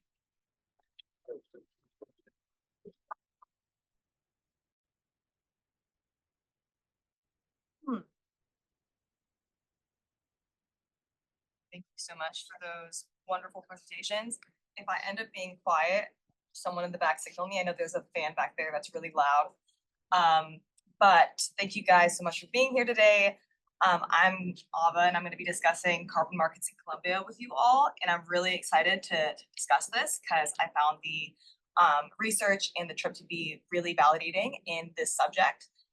Just to give you guys a background, I don't really have an academic history in Latin America or Colombia, so that aspect was kind of new to me. What I do have experience in is specifically sustainability and agriculture, but especially carbon markets. So I wanted to take my understanding of carbon market systems and use that to see kind of what's going on in Colombia, because I think it's important. To go to the next slide. I wanted to take this quote from the president of Guyana, who we had the privilege of hosting at SAIS just the other week. I think it really ties into this subject as a whole. He said, "Moral value cannot be without monetary, economic, and financial value. That cannot be what sustainability policy is. We need to have a market model that values the asset and generates value for the asset." And I think that ties into exactly what we're going to be talking about, which is carbon markets. So if you go to the next slide, just to give you guys a background on carbon markets, I want to preface this by saying it is a bit of a complicated subject. I mean, at its core, it's simple, but even the people who know the most about it, the experts in the subject, can't give you a clear understanding of what it is because it's constantly evolving and adapting. And I just want to note that I think that's what makes this so relevant, because I think that the people involved do have a role in influencing how it's shaped, which is why I think that researching it, especially in the case of Colombia, is really important. But simply put, carbon markets are a marketplace for buying and selling carbon credits. And carbon credits are essentially a concept of you're assigning a monetary value to carbon removals or reductions. And this is ultimately to facilitate and encourage companies to reduce their greenhouse gas emissions from their greenhouse gas inventories. And different projects that can generate carbon credits, they can be many things. It can be anything from buying a new machinery in your factory that is less energy intensive, so you're reducing your energy usage and you're reducing your emissions, or it could be something like preserving something that plays a big role in carbon sequestration, like the Amazon rainforest or coral reefs. And by preserving that, you are facilitating the continuation of carbon removal. So there's a lot of different projects that can be things that generate carbon credits, and whenever those are purchased, that's the role of the carbon marketplace. So hopefully I haven't lost you guys there. Just think of it that simply. It does get pretty complicated, but we'll see that. But next I want to talk about the Colombian context. So I thought Colombia was really interesting in terms of their ambitions and their attempt at a climate sustainable transition. They are really ambitious in terms of their climate goals, probably the most of the region, honestly, if not of the world. They have a goal to reach 51% reduction in emissions by 2030, net zero by 2050, and net zero deforestation by 2030. I don't know if you guys know, but 2030 is real soon. So I was saying this, and you know, they've actually put a lot of emphasis on the role of carbon markets and getting them there, with reducing their emissions, but also deforestation. But this isn't really what we're seeing taking place. So we go to the next slide just to show you guys. The line chart on the left shows you, the line graph shows you what their emissions are and the trajectory they need to be on to get to net zero by 2050. So you can see that it's a really lofty goal.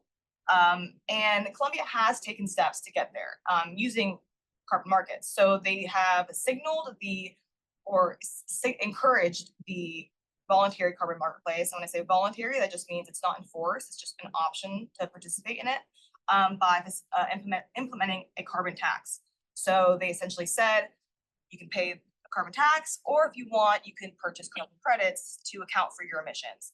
And what this did is this spurred the growth of the carbon marketplace and carbon projects because as you can see in the bar chart, their cost of carbon credits are very low, which is, you know, maybe problematic in itself, but it was kind of an alternative option to paying carbon taxes. So then carbon, you know, projects took off and the carbon market was doing well for a bit. And then there was sort of a slowdown because of a lot of backlash and lack of transparency and uncertainty about it.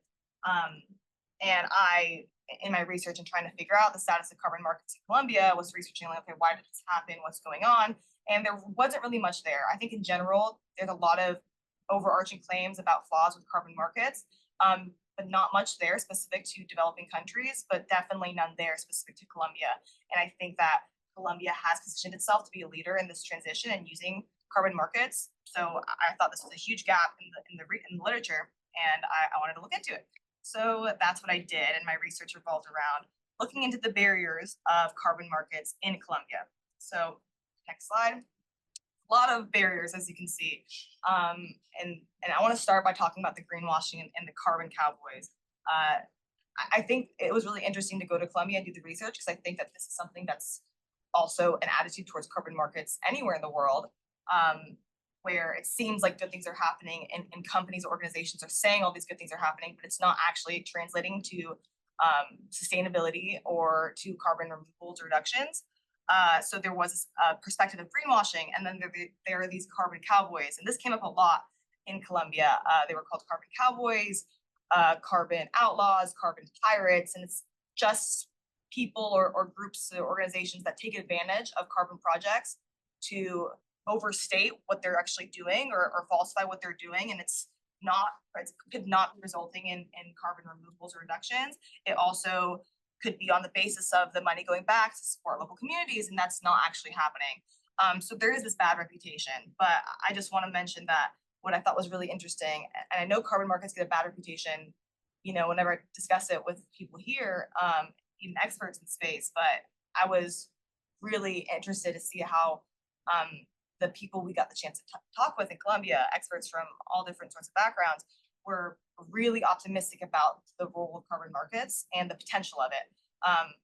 But anyway, back to the barriers. I think the barriers to carbon markets are similar to a lot of the things affecting Colombia, right? You have a lack of oversight and auditing and regulatory structure. So Colombia as a whole has quite a weak bureaucracy. And to facilitate something like this, you need a really strong bureaucracy and a lot of administrative capacity. But they don't have that. And that's something that you need if you want to conduct like high-level surveys or verify the carbon projects. And without that, that's what's leading to greenwashing and carbon cowboys. So government as a whole is quite disorganized, and they've made commitments, or they have announced that they want an emissions trading system or compliance markets. Basically, rather than voluntary carbon markets, you kind of have an enforced system, and they want to get there. They've announced that they're getting there. Every time they mention it, they kind of push back the date that it's going to happen, but facilitating something like that requires a lot of administration and coordination between ministries, and that's just not happening. And I mean, that's something that needs to get figured out, because what that's doing is giving the opposite signal to perhaps investment in carbon projects, and it's kind of slowing down the potential of carbon markets. But also something specific to Colombia is a lot of the carbon projects are land-based or nature-based solutions, which means that you're not necessarily like, you know, buying new machinery or building carbon capture facilities. You're improving land management, or you're protecting coral reefs, or you're preventing deforestation, things like that. And that's where a lot of these specific factors such as crime and land ownership and rural land management come into play, because if you don't have a clear understanding of land rights and who's claiming the carbon credits, and then you have just weak state control over the land. So how can you actually facilitate carbon project on land that's run by organized crime groups? So, and lastly, I want to touch on the negative impacts on rural, indigenous, and Afro-Colombian communities. That's something that's requires a lot of care and attention. And often those are the groups that are most impacted by not only consequences of climate change, but the consequences of a weak regulation on carbon markets and carbon projects. So that's a summary, a huge oversimplification of the barriers. And if I had more time, I would love the chance to detail these out with you guys, although I still have my own details I need to figure out and research. But something that was really rewarding to me were kind of these thematic issues with carbon markets. If we go to the next slide, I think that anyone who's familiar with carbon markets knows that there's a lot of flaws in the system. The solutions are unclear, but when you look at carbon markets and where they were developed, right, Europe and North America, there are flaws that need to be fixed, and there's a constant state of operation and figuring out how we're going to overcome these barriers. But there's not a lot of attention to the specific barriers that occur in developing countries like Colombia. For one, there are rigorous data quality standards and measurement requirements that are just not feasible for a country like Colombia. Like, they can't go to every acre and take soil samples.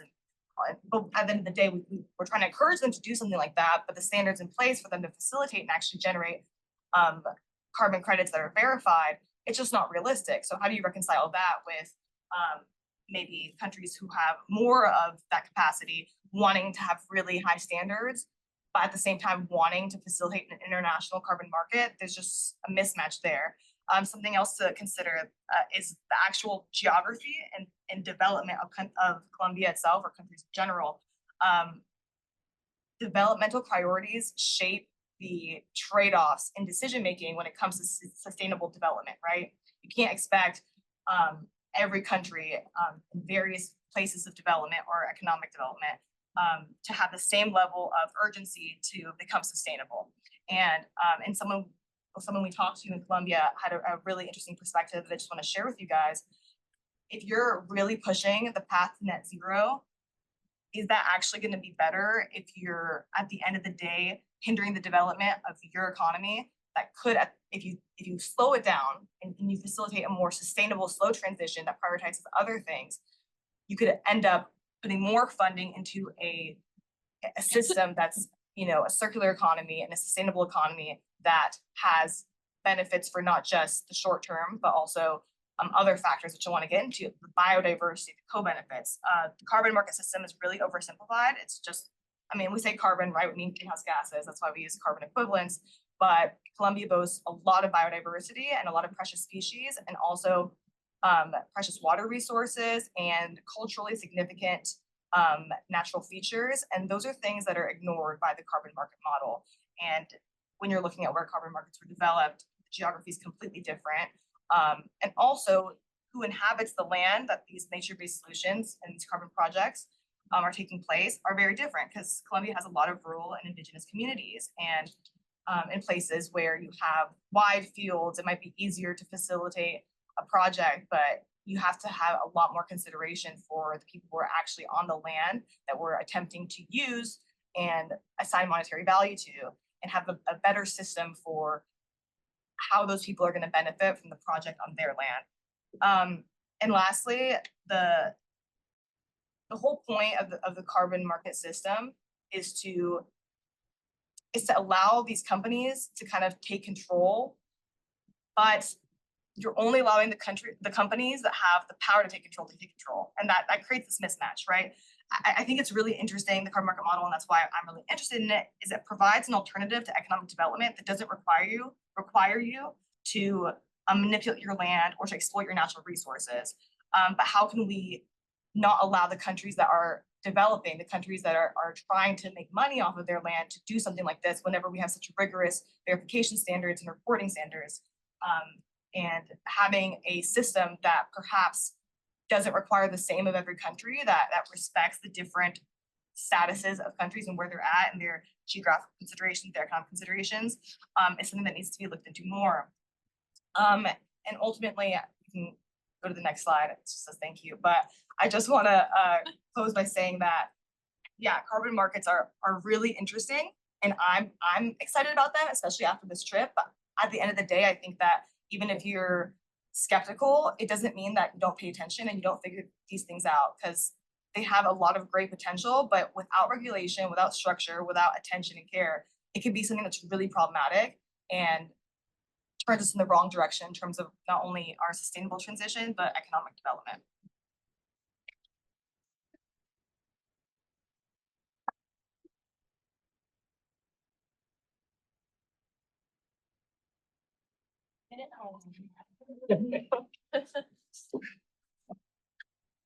All right. Hi everyone. Thanks so much for coming. My name is Anne Charlotte Forte, and I'm going to be talking about agriculture, but specifically coffee, and soil fertility management techniques, and basically the potential impact that they may have on the economic well-being of farmers. Next slide, please. So I'm going to start off with kind of like a background, some important information, and also why I think this topic is so important. Just because when I say I'm studying coffee, that seems a little weird, but I'll also move on to coffee as a business, and I'll talk about potential impacts on production as well as potential impacts on sales. And then I'll move on to soil fertility management techniques, so specifically intercropping and fertilizer usage and how those may mitigate the potential impacts on production that I've identified. And then I'll finish off with some concluding statements. Okay, so basically the reason why I picked this topic is because 90% of coffee farmers in Colombia are still living in poverty, despite Colombian coffee being known worldwide as, kind of one of the best coffees. And also all of the support that the government gives and different organizations such as the National Coffee Federation, and the support that they give to these coffee farmers. So for me, 90% of coffee farmers impoverished, that's kind of an odd statistic, and I wanted to research more. Something else that I think is important is to note that there are 560,000 coffee growing families in Colombia, all with varying size lands. But 69% of coffee production in the country is from smallholder farmers, and so that means that they have 5 or less hectares of land. And the reason I bring that up is because small farmers tend to be kind of the most affected by various issues. So for example, climate change, which I'll get into a little bit more later, really affects these small coffee farmers because they have the least amount of risk diversification within their crop yield.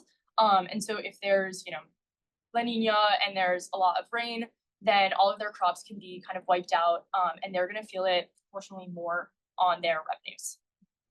Next slide, please. So now I'm going to get into kind of talking about the pricing of coffee, just because since I'm going to be talking about kind of the economic benefits, it's important to understand the pricing structure. So the domestic price of coffee in Colombia is based off of the New York International Price, as well as the exchange rate. And so in the graph here, we see that in 2019, so kind of the tail end of the graph, there was a fall in international prices.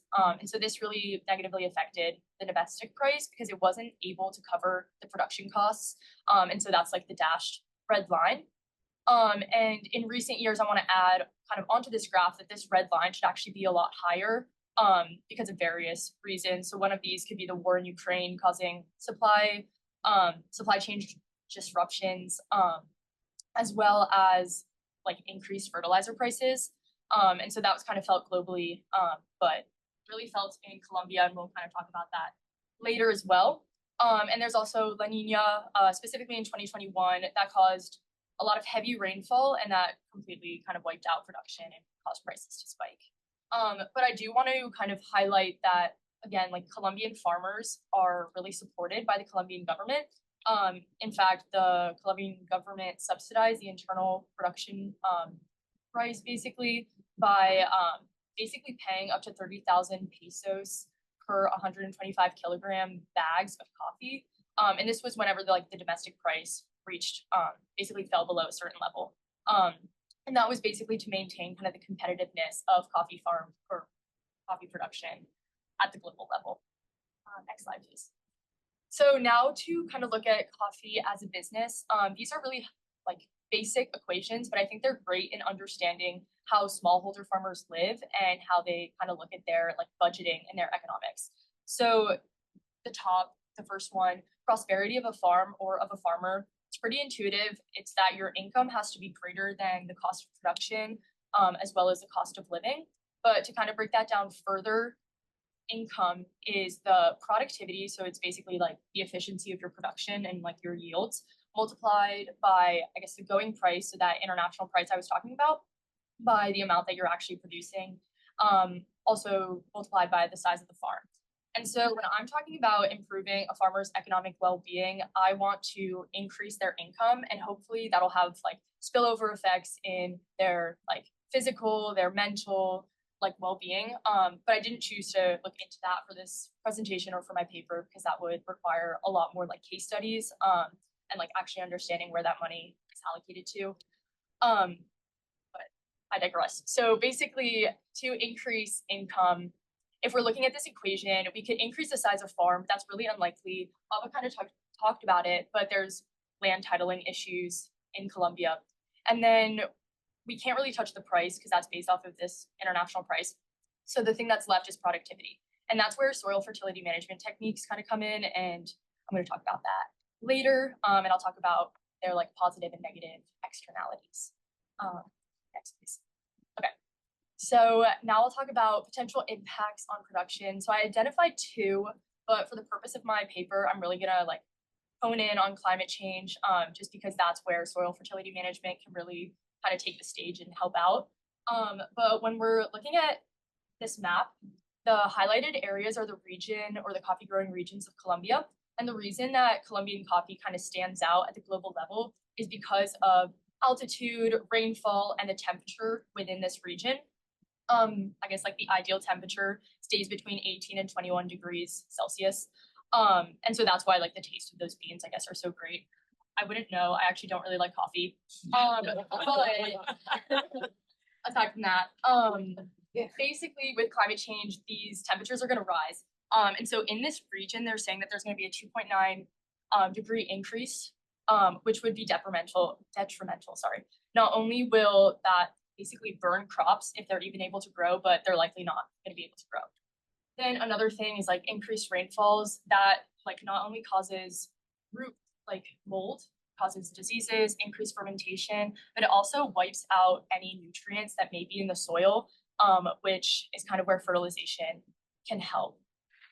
As for lack of access to credit, that's kind of a huge topic and could honestly be a whole separate paper on its own, but it's really important to note. So basically, from a farmer's perspective, their biggest asset is going to be their land. So they have to invest in different equipment, different like seeds, purchase water, irrigation, materials. They have to, invest in a variety of different things to even just get like their land kind of up and running. But the problem is that they don't have access, they don't have capital. And so they can't, make these investments. And the reason for that really varies, I guess, from person to person and place to place. But to start, some farmers don't have bank accounts, therefore they don't have credit, and therefore they get denied from loans. And this could be because they're just rural farmers, and so they don't even have access to like physical places to, set up bank accounts, etc. But if they do have, those bank accounts, they might not have like sufficient funds to set up kind of that credit and get it rolling. Or they simply may not have enough like assets to be used as collateral. Credit and giving loans is super risky for banks. And so if you don't have kind of asset to kind of follow through with that, a bank's not going to want to give you that loan. And so that it's a whole nother issue, but it's kind of a big reason as to why farmers can't get out of poverty. And next slide. Okay. So now for the impacts of like potential impacts on sales, there are two that I've identified, but there's definitely a lot more. So to start off with the market, it's important to note that there are two different types of beans on the market for like our standard consumption. So there's Robusta and there's Arabica. We're typically probably drinking Arabica coffee. That's kind of like the premium, kind of higher quality one. But aside from those two types of beans, there's also different like roasting methods, brewing methods, all these different flavors that are added in, which is great because it allows for kind of a more spread out like market, and it allows for farmers to be able to kind of demonstrate why they might have like a premium. In fact, the National Federation of Coffee Growers said that there was about 40% of total coffee production that was able to receive kind of premium for their coffee. But that also adds kind of the added complication of farmers, you know, getting that organic label, what do they have to do, and kind of all the added costs needed to receive that label. The other thing that kind of impacts sales within the market is like the issue of coyotes. So coyotes basically in like the supply chain for coffee, they're middlemen who purchase beans directly from coffee farmers, but then they'll sell them to like exporters, importers, or any like intermediaries before they get to kind of like the final hand, the final consumer. Which is great at the base level because basically a farmer doesn't get money until their beans have like exchanged hands until they receive that money. But in order to do that, that means that they have to get to a market. And for us, that might be easy, like drive to a market. For them, that's really difficult. That takes a lot of time and a lot of money. So it's super like efficient when a coyote comes up to kind of their farm and has a set price and does an immediate payment. The immediate payment is kind of like also the golden ticket for them. Especially with like fluctuating prices, kind of in the previous graph, they've been on the decline. The issue with that is that they often become exploitive because they have more information on the market than the farmers do. And so they start siphoning off kind of a larger portion of the final like market price. And then the second thing is security. I am not a security girl, so I definitely would totally recommend reading all of my colleagues' papers and kind of rewatching last week's video because I won't do it justice. But basically, armed conflict is affecting everyone in Colombia, and it affects these farmers too. And it basically impacts their ability to even produce and then to also like scale up their production and sell their produce. And the other issue is that with poverty, these farmers are looking for like other crops to sell that are like going to give them higher returns. And that unfortunately right now is coca production. And so that's only exacerbating the current like security issues. Next slide, please. So now I'm going to be talking about soil fertility management, the good stuff. Next. So intercropping. So basically intercropping is just kind of the cultivating of multiple crops within one like specific, I guess, field. So you're alternating crops. And the benefit of this is pretty vast and it depends on that secondary crop that you're going to be using. So for example, if you use legumes, those are like nitrogen fixing crops. And so those can help improve soil fertility by increasing the soil organic matter within the actual soil. And that helps improve the structure of the soil and it'll help, you know, produce the coffee like around it. In addition, there are like other crops that can help with nitrate leaching, which it's basically like you want your nitrates to stay within the roots of the plant, kind of at that level, but with like climate change, a lot of rain, it'll wash away those nitrates below the roots, and then those will wash away into different like water sources and contaminate those water sources. So that's like detrimental to those ecosystems. But if you're alternating different crops with like stronger root structures, they're able to catch those nitrates. And then the other thing that this can help with is decreasing food scarcity. So this is a large issue in Colombia that I don't really touch on in my paper, but intercropping is great for this because I guess from my research, these are small farmers and their focus is on their primary crop, which is going to be coffee for my like sake of this paper. And their secondary crop is not going to be grown to like big enough capacity to be able to sell. So instead, hopefully they'll be able to like eat those foods instead and help with food scarcity. Next slide, please. And lastly, I'm going to be talking about fertilizer. So fertilizer is actually really, really complicated, but it's necessary. All farmers use it, whether they're like organic farms or not, because there's like organic fertilizer or there's synthetic fertilizer. And basically it's just adding back in the necessary nutrients into your soil. And so for coffee farming, that's nitrogen, phosphorus, and potassium. I was told by one of the farmers on the phone that using fertilizers is to humans what eating bananas would be. Take that as you will. Don't really know what it meant, but it's okay. Maybe a loss in translation since it was in Spanish. But basically with that, so 3 key nutrients. So that means that there's like a variety of fertilizers just within like the coffee sector. Each also being like needed to be used at varying times within like a coffee like plant growing. And it can also be used like differently. So you can like set the fertilizer on top of the plants and on top of the soil, or you can like penetrate it within the soil. But yeah, so basically just to kind of hone in on how important fertilizer usage has been in terms of like consumption in Colombia, they found that about 350,000 tons of chemical fertilizer has been used just for coffee production each year in Colombia, and that kind of equates to about 400 kilograms of fertilizer being used per hectare, which is insane. But for my research, I was kind of shocked that this increase in fertilizer usage doesn't connect with the increase in climate change. And I find that a little bit concerning because that means that coffee farmers are kind of wasting their fertilizer. So basically they see that they're not producing as much yield as they're expecting because they're putting down fertilizer. So they're gonna just increase fertilizer on the next like production period, when instead it's likely that they're just not using that fertilizer correctly. And so that kind of brings me into the barriers of entry to using fertilizer. And the main one is education, just because it's so complicated to use. But the second one is how costly it is. So I mentioned that with the war in Ukraine, there was like a spike in fertilizer prices, and that's still the case. But basically, I've noticed from one of the conversations with like a mid-size coffee farm is that they all love fertilizer because they're able to pay for fertilizers that are like made specifically with soil testing for their farm. And then that same company that will make the fertilizer is the one applying fertilizer. And so they're making, you know, great yields because they have tailored fertilizer. But for the smallholder farmers, they're not able to pay for that like company to go do that. And so it kind of poses the question of whether fertilizer is actually cost efficient for them or not. Last slide. So that brings me to my conclusions. So that first one I kind of already stated, but basically fertilization can be highly impactful, but it's really difficult to actually optimize the benefits from that fertilizer. And so is it really economically feasible for farmers? I don't know if it is.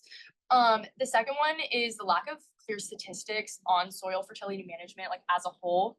And also the lack of information that I was able to find on just credit access really demonstrates kind of a larger issue, especially for a country that has so many resources specifically going into coffee farming. It just kind of shocks me.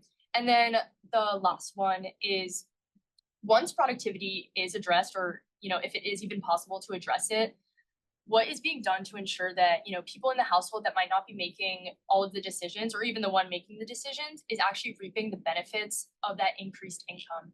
So basically, like, are kids getting proper nutrition? Are they maybe even getting like better education? Do they even have access to those things? It's really unclear. And I think that's kind of because the base of my question isn't rooted in alleviating poverty, but instead it's focused on agriculture. And if you need to reduce poverty when you're looking at cases, you need to be primarily looking at reducing poverty.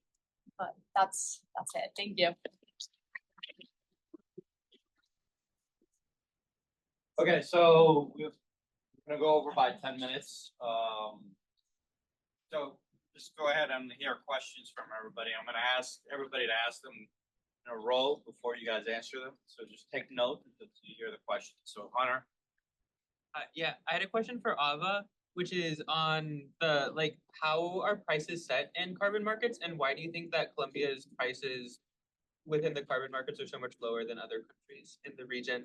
Oh, you're not gonna answer right now. We're gonna hear 5 questions, so take down notes on what the questions are. So that's the first question. What other questions do we have? Yes, back there, Scott. Question for AC.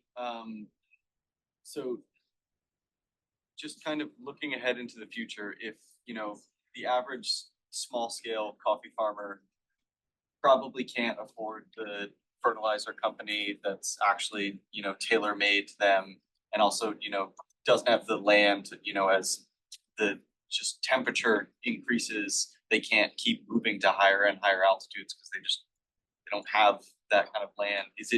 Do you think it's just going to become more and more dominated by these like large scale coffee farms that just, you know, look like, you know, multinational corporations running it, or is there kind of like a ray of hope, like way out for the, you know, small scale farmers?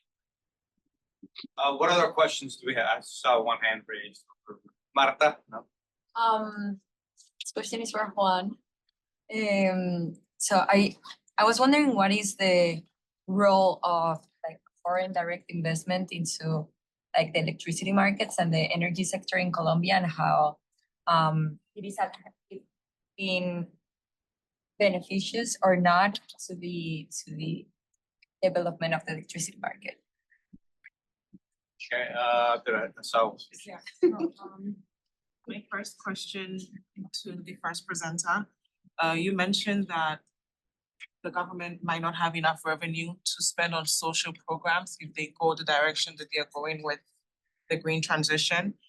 Have they already been spending money in the social space? And a suggestion would be maybe a stronger argument could be, you know, the budget that they present every year. If they go that way, they won't have money to solve some of these. I think the last presenter's problems that she listed could tie into some of the social recommendations that you're saying the government should be concentrating on and why they should be in the fossil fuel industry.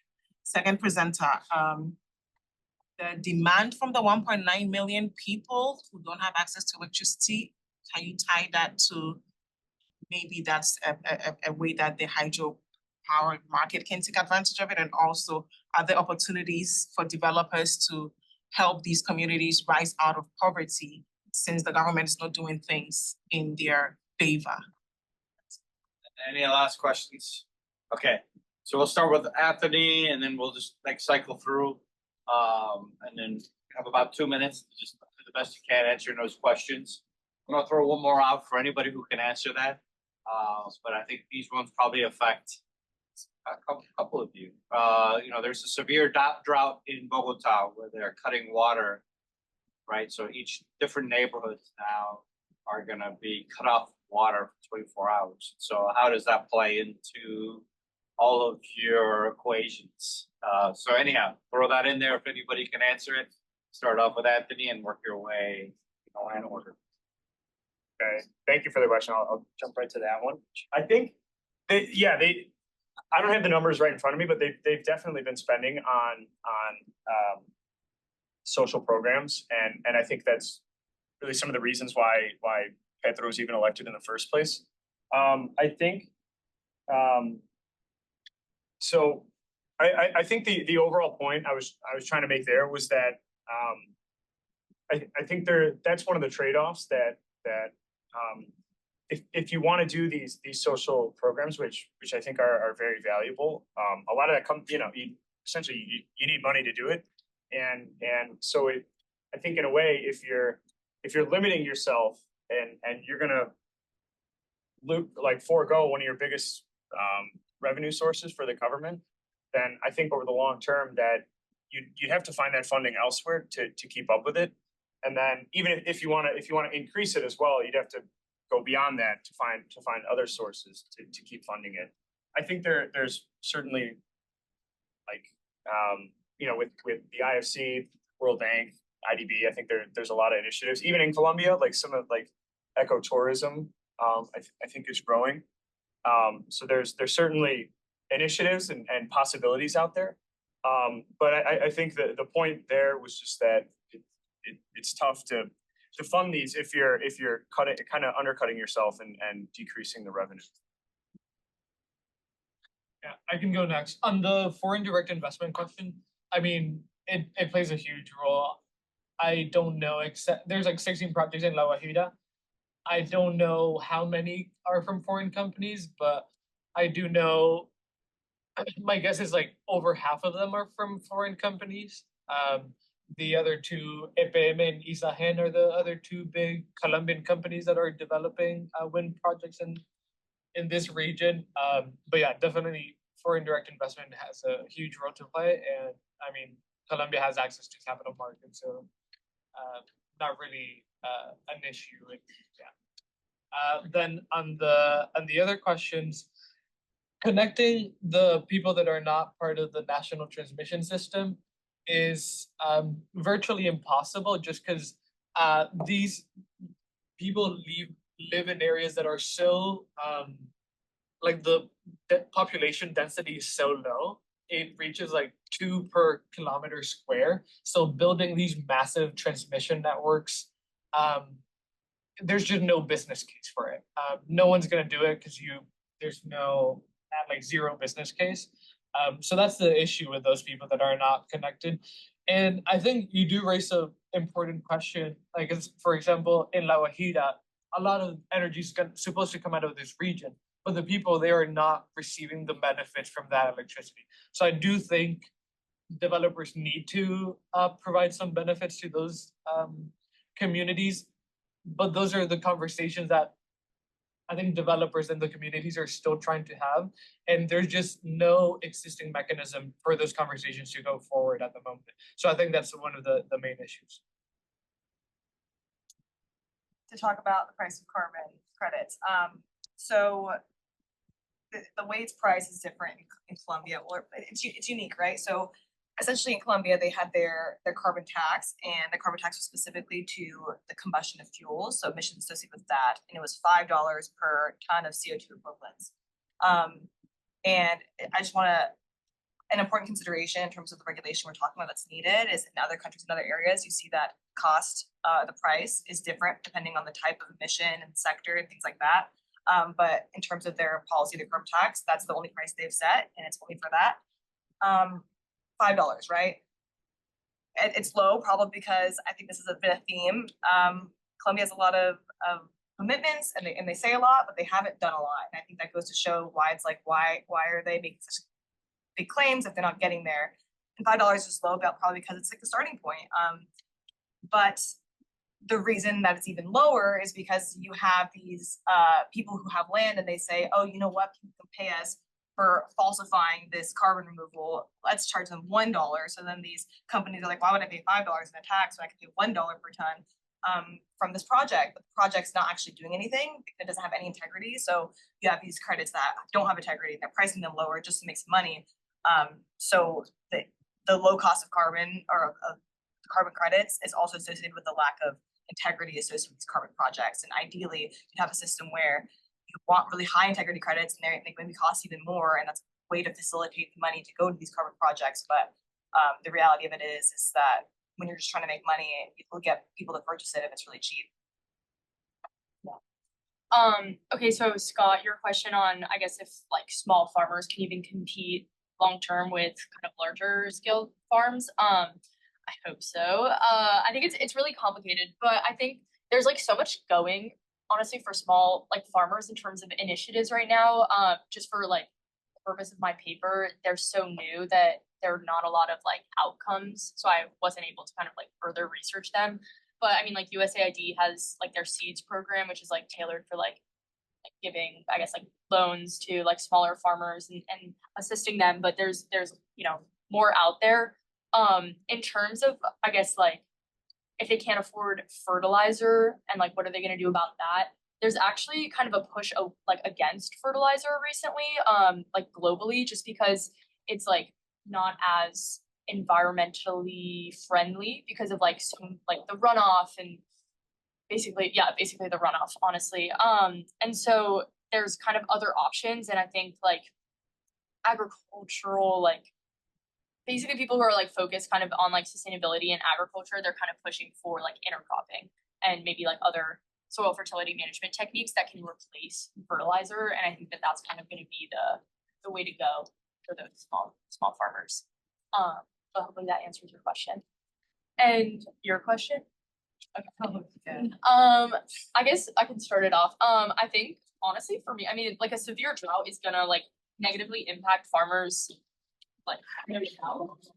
In terms of, I guess, like water access, I think it's already like they're rural farmers. I don't exactly like know the pricing, but I'm sure that it's already expensive as it is, and it's just going to increase in terms of pricing. So it's whether they're going to be able to like allocate kind of that pricing within their like kind of budgeting. Okay. Well, round of applause. Thank you. Great job. And join us next year for the next group. Thank you. Thanks.